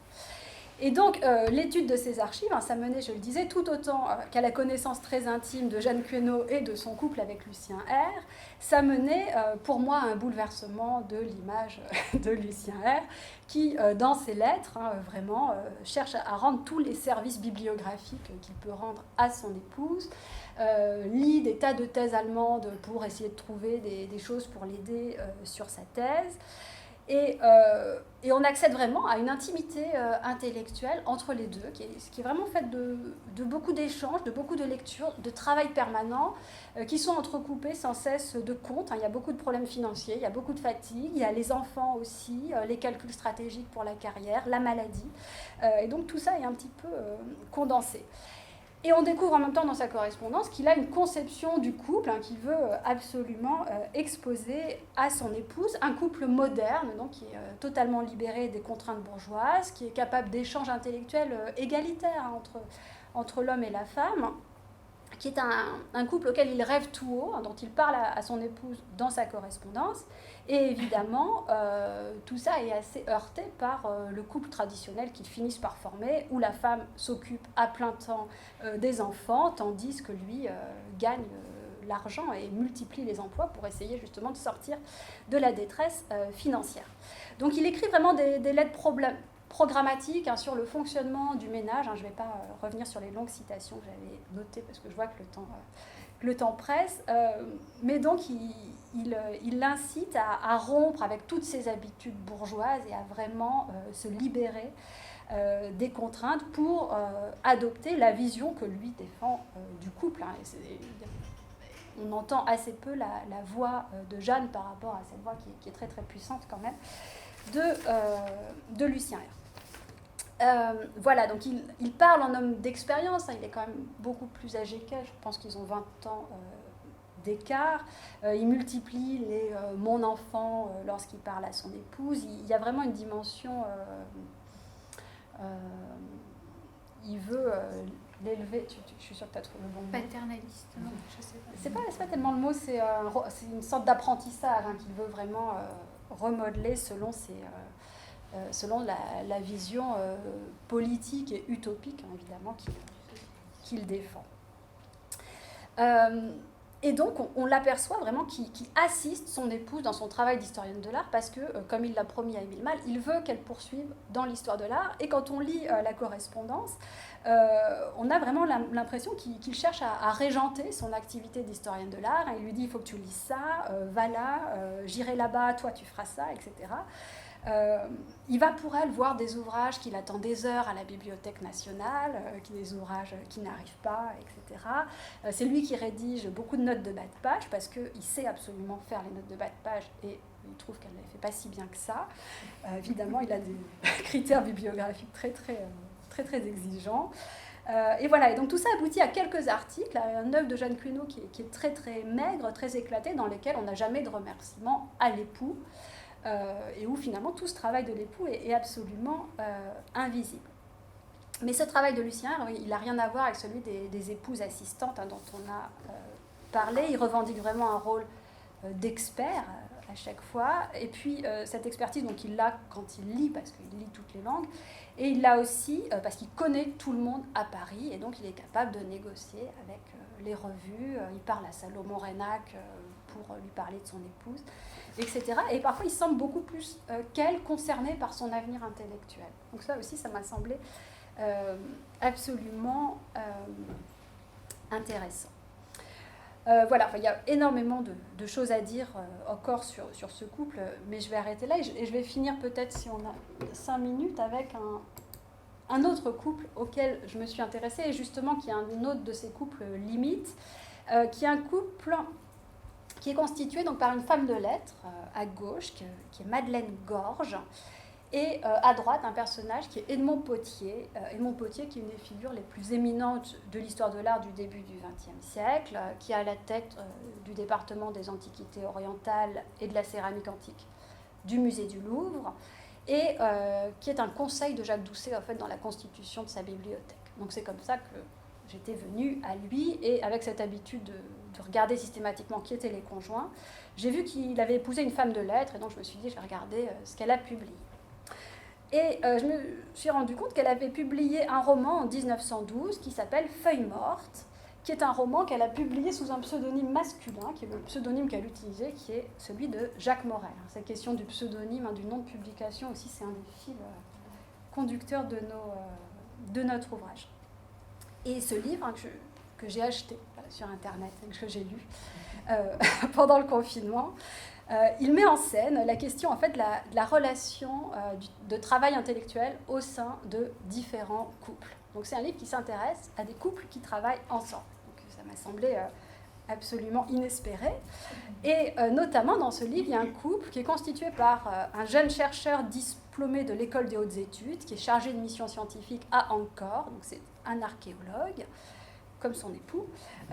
Il s'appelle François Chardin, ce jeune diplômé, et il entretient une relation qui est une relation platonique avec une jeune femme qui est une auditrice libre en histoire de l'art à la Sorbonne, qui s'appelle Geneviève Rodier. Donc c'est un roman qui est paru en 1912, qui est couronné en plus par un prix qui est le prix de la vie heureuse. Le prix de la vie heureuse, en fait, c'est un prix qui cherchait à être une alternative au prix Goncourt, et qui était donné par un jury féminin présidé par Jeanne Dieulafoy. Donc il y avait un petit peu tout ça qui se recoupait, donc c'était parfait pour moi. Et ce livre, c'est vraiment un concentré des questions qui nous intéressent et qui m'ont intéressée dans cet essai. Concentré des questions qui nous intéressent du point de vue d'une auteure qui compose un roman écrit à la première personne par une narratrice qui s'intéresse à l'histoire de l'art. Ce roman, il est situé, je cite la narratrice, en des temps très anciens où les princesses de science n'étaient encore que des belles au bois dormant, où l'on voyait très peu de doctoresses et pas du tout d'avocates. Et en fait, elle situe l'intrigue dans les années 1890. Et dans ce livre, on trouve des passages sur l'éducation des femmes, sur les renoncements intellectuels des femmes, sur l'argent au sein du ménage, sur la question justement de la mise en ménage. Et ce qui revient beaucoup, je pense, et c'est une question qui m'a beaucoup intéressée, c'est la possibilité assez paradoxale d'un accomplissement intellectuel par la mise en ménage. C'est une époque où, en France en tout cas, les véritables postes sont vraiment interdits aux femmes, et il m'a semblé que dans le couple, on pouvait voir justement une sorte d'idéal du duo qui permettrait de travailler après avoir entrepris des études. Parce que ce qui est terrible chez cette Geneviève Rodier, c'est qu'elle entreprend des études en auditrice libre, mais ça la passionne, elle parle anglais, elle s'intéresse beaucoup à la vie intellectuelle, et elle est promise en fait à la broderie, à faire des brassières en laine pour les orphelins. Et c'est vraiment quelque chose qui la dégoûte et qu'elle trouve insupportable. Et donc en fait, pour elle, l'idéal de l'amour, c'est de pouvoir travailler en équipe et d'une certaine manière de pouvoir jouir du travail intellectuel comme activité que l'on garde pour soi, mais qui aboutit à quelque chose de concret. Elle ne cherche pas du tout la reconnaissance au-delà des murs du foyer, mais au sein du foyer, elle veut réaliser quelque chose d'intellectuel. Malheureusement, donc, elle s'est mariée trop vite à un industriel complètement inculte, qui est incapable de partager avec elle la moindre intimité intellectuelle. Et en fait, elle devient l'assistante de cet étudiant de l'école, qui est spécialiste d'Angkor. Elle devient l'assistante en fait, donc, de ce spécialiste d'Angkor qui est le cousin de son mari. Et elle devient vraiment son assistante pour se remettre d'un accident de voiture qui a provoqué une fausse couche et qui l'a rendue incapable d'enfanter à l'avenir. Donc aussi, on a la question des enfants qui revient beaucoup dans ce livre. Et donc, en fait, elle se trouve chargée progressivement de la traduction d'un ouvrage en anglais de l'anglais vers le français, qui a été commandée à ce François Chardin, et donc elle va réaliser entièrement, parce qu'il n'a pas le temps de le faire, qui va paraître sous son nom à lui, parce qu'elle refuse en fait que son nom apparaisse. Donc elle décide que donc elle donne en quelque sorte son travail à ce personnage. Et une grande partie du roman, hein, c'est la façon dont elle travaille seule chez elle, avec cet immense plaisir de la découverte d'un sujet dont elle ignore tout, devenir experte en quelque sorte de ce sujet, pouvoir se confronter à François intellectuellement, avoir à l'occasion raison contre lui, hein, et donc vraiment collaborer à cette œuvre dont elle refuse, hein, qu'elle porte son nom, elle choisit en fait un pseudonyme masculin, elle aussi. Ça fait beaucoup de choses en lien avec Madeleine Gorge. Donc on trouve beaucoup de réflexions très intéressantes sur les couples, hein, parce qu'il y a différents exemples de couples, je ne vais pas revenir là-dessus, mais c'est un roman en fait qui fait la part belle aux aspirations des femmes, hein, de cette époque. Et c'est intéressant, qui a été accusé par la critique en fait, de ne présenter les hommes que comme des pantins dépourvus d'épaisseur. Et la critique masculine, Romain Roland, a dit que c'était un livre très intéressant, mais que quand même, je cite, « l'auteur, comme la plupart des femmes, cède trop volontiers à sa facilité. On peut reprocher à ces caractères d'hommes leur psychologie incomplète. Ce que l'auteur en dit est vrai, mais il n'en dit pas tout ce qui est vrai, et l'impression qui se dégage des types ainsi réduits est efféminée. » Donc c'est assez intéressant, c'est un livre qui a été assez mal reçu par la critique masculine. Alors malheureusement, il y a trop peu de prise de parole de Madeleine Gorge pour contrebalancer. Voilà, pour contrebalancer. Elle refusa en tout cas de dire s'il y avait des modèles et quels étaient les modèles pour son livre, mais on retrouve dans quelques interviews un idéal vraiment qui est l'idéal d'effacement et de renoncement à la vie publique, hein, qui ressemble beaucoup à celui qui est cultivé par sa narratrice.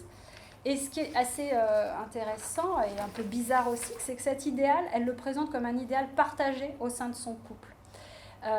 Dans son couple, hein, où pourtant l'homme occupe toutes les positions académiques possibles, et elle dit ceci notamment, je vais citer puis j'arrêterai là, un extrait d'interview qui me semble très intéressant. Elle dit ceci: « Je vous en prie, pas de réclame. Mon mari et moi, nous tenons à vivre très retirés, très loin de la rumeur parisienne, si flatteuse qu'elle soit pour nous. Certes, j'éprouve une grande joie à me voir ainsi distinguée et récompensée par mes éminentes collègues. » C'est une interview qui est donnée après l'obtention du prix de la vie heureuse. Elle dit « Et je leur en suis toute profondément reconnaissance. Mon livre leur a plu, je n'ai rien fait pour cela que l'écrire. Vous voyez, c'est très simple. Je ne trouve rien à vous dire de plus. Ne me demandez rien sur ma vie, sur mes débuts, sur ma façon d'écrire. Je suis obligée de vous le répéter. J'écris naturellement parce que j'aime écrire et je n'ai pas d'autre ambition. » Donc la question de cette ambition aussi, hein, de la reconnaissance, hein, du rôle voulu par ces femmes au sein de ces couples, ça aussi c'est je pense un thème très très fort. Mais vraiment je vais m'arrêter là, parce que je vois qu'il faut laisser du temps à la discussion. Merci beaucoup en tout cas pour votre attention.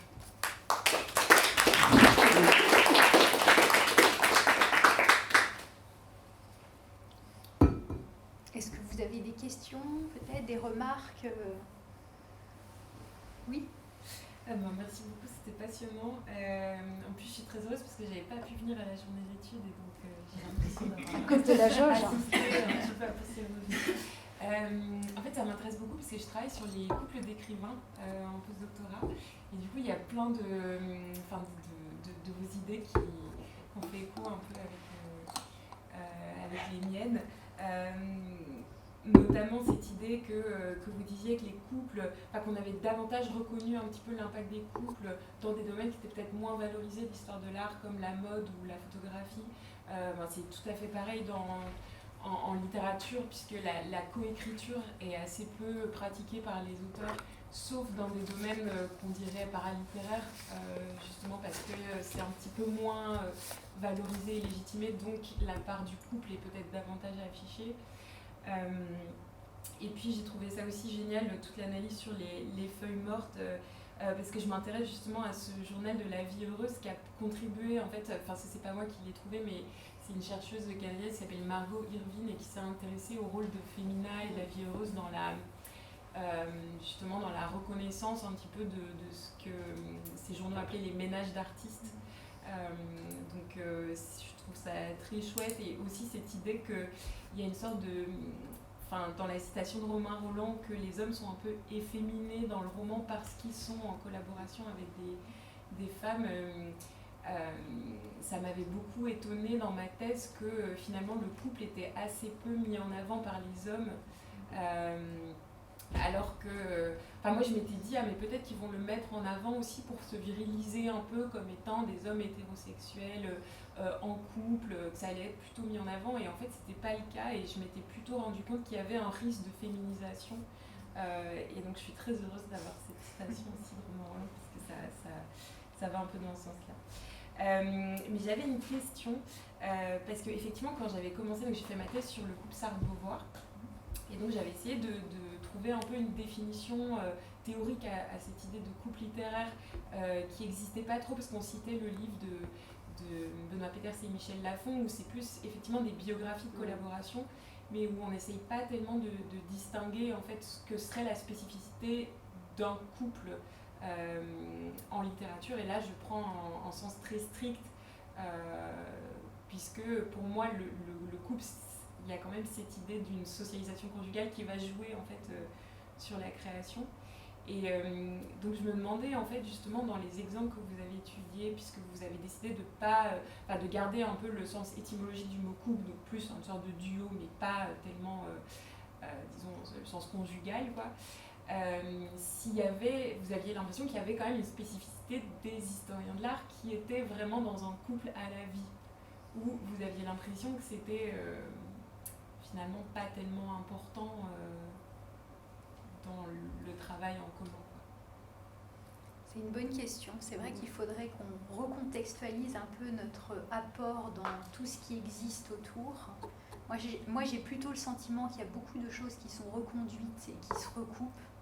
Mais la question de la spécificité, effectivement, elle serait un peu plus à creuser. Je ne sais pas si tu as des éléments de réponse. Non, mais c'est vrai que la grande difficulté quand il s'agit de couple, c'est la diversité des configurations. En fait, dès qu'on pénètre un petit peu au-delà des positions institutionnelles, où déjà il y a des tas de comportements qui peuvent être très différents, je pense que caractériser... je pense que le couple nous intéresse aussi parce qu'il permet de renverser certaines... quand on rentre vraiment dans les dynamiques de couple interne, de ce qui se passe au foyer, on peut échapper à certains schémas qui nous semblaient un petit peu aller de soi ou correspondre à de grands types de grandes catégorisations. Et c'est vrai qu'on a un éclatement des modèles, des configurations qui est, je trouve, en tout cas de mon point de vue, assez difficile à structurer, en fait. Donc... il nous a semblé effectivement que dans ces disciplines émergentes, il y avait une visibilité de ces pratiques de couple. Alors c'est dû aussi beaucoup, je pense qu'en histoire de l'art, il y a le couple de collectionneurs. C'est quelque chose qui émerge, même si on minore sans cesse le rôle de la femme. Jacques Marandré. Voilà, oui. il semble qu'il y a cette existence-là. Je pensais au Lört aussi, Fritz Lört, en fait, c'est son épouse elle agit avec lui aussi, elle est connue pour ça. Ils fonctionnent ensemble et ils s'affichent ensemble à tout un tas d'événements. Ce qui est moins vrai dans la vie évidemment universitaire, institutionnelle, muséale, qui est plus habituelle. Donc peut-être qu'il y a cette scène de l'histoire de l'art plus spécifique qui est celle de la collection des amateurs d'art qui permet de montrer ces dynamiques d'échange, mais je suis assez, c'est-à-dire je ne sais pas comment on peut structurer au-delà de quelques grandes études de cas. Mais c'est une très très bonne question à laquelle il faut qu'on réfléchisse. Il faudrait qu'on voit aussi comment la question, on n'en a pas parlé, on n'a pas eu le temps, mais du visuel. Toute cette iconographie aussi qu'on a réussi à exhumer rentre aussi dans une manière de construire une identité intellectuelle. Et je pense que pour l'historien d'art, la question visuelle, elle est au cœur aussi de cette approche-là. C'est comment on paraît, on est au monde. Et il y a évidemment des images de littéraires, etc. Mais le poids de l'image, moi, m'a semblé important. On a réuni un beau corpus et je pense qu'on peut en dire beaucoup plus.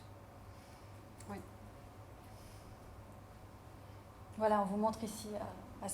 Ça relève de la photo privée de couple dont on aurait aimé vous parler, mais il y a eu une belle citation. Donc c'est les Pevsner, c'est Nicolas Pevsner avec son épouse Carola qui conduisait la voiture. Hein. Lui, il a un peu comme les Kingsley Porter, beaucoup sillonné pour écrire sur les bâtiments d'Angleterre. C'est un historien de l'architecture, c'est elle qui conduisait la voiture.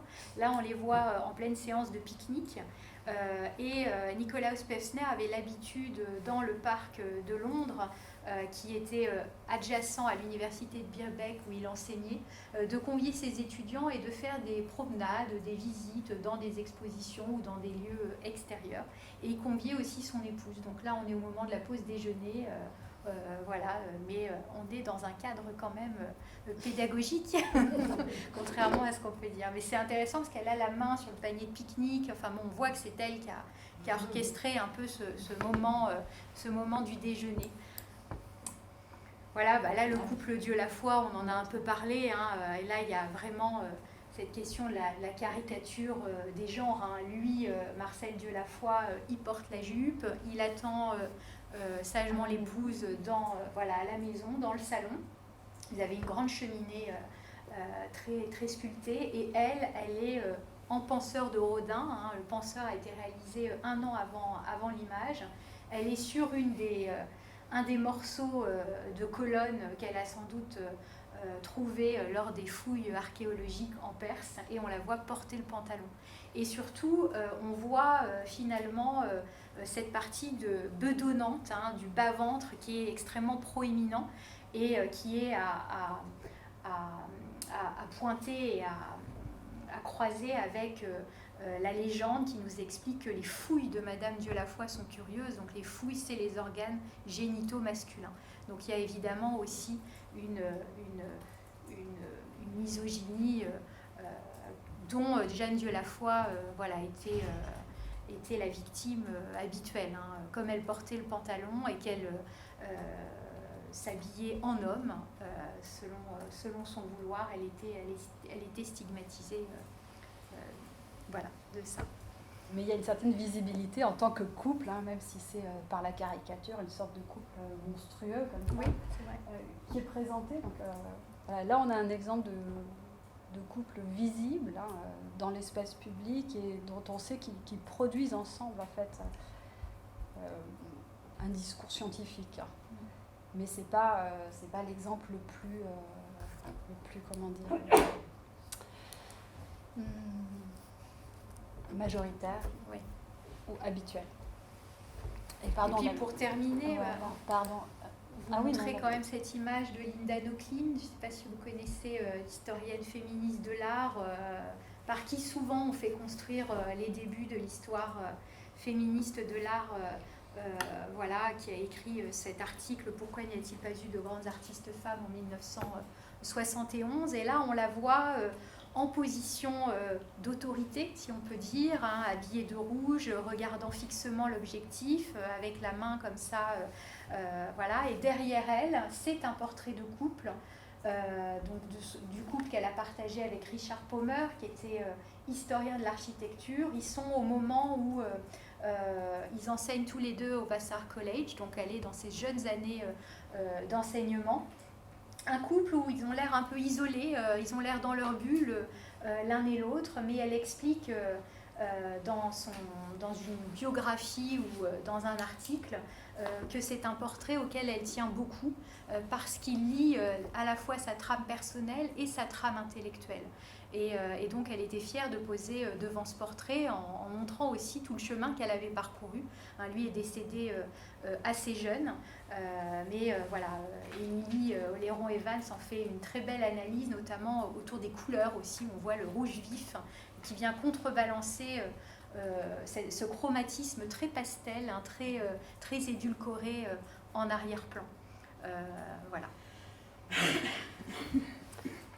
Mais c'est vrai que cette question de l'image, hein, on espère avoir montré qu'il y avait un vrai corpus qui existe et qui mérite d'être interrogé.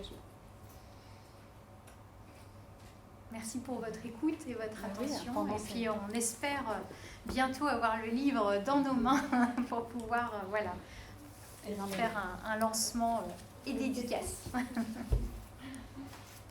Est-ce qu'il y a d'autres questions? Oui. Est-ce que vous envisagez de continuer vos recherches? Parce que par exemple, vous avez parlé d'un tome 2 là-dessus. Est-ce que c'est en projet? Alors pour l'instant, on va déjà sortir le tome 1. Mais oui, peut-être cette question des témoignages, je pense, est importante, d'historiens de l'art peut-être à la retraite, mais qui ont des choses encore à dire aussi sur... moi, je pense qu'il y a tout un patrimoine à préserver, peut-être par quelque chose de l'ordre de l'archive orale.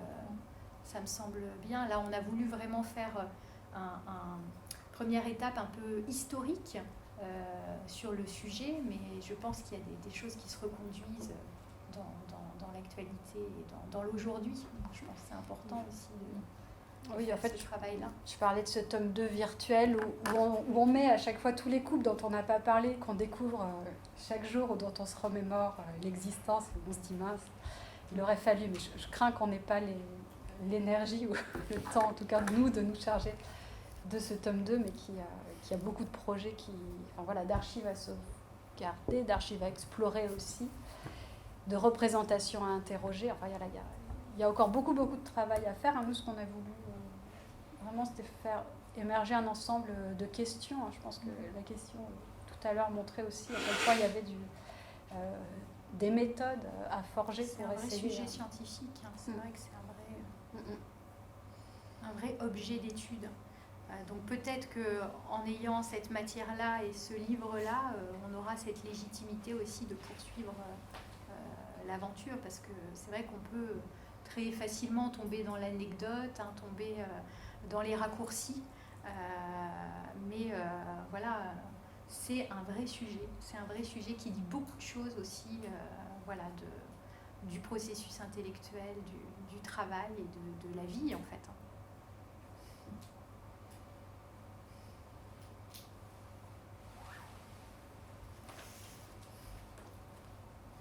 Encore merci. Merci Alors, s'il n'y a pas d'autres questions, c'était un plaisir.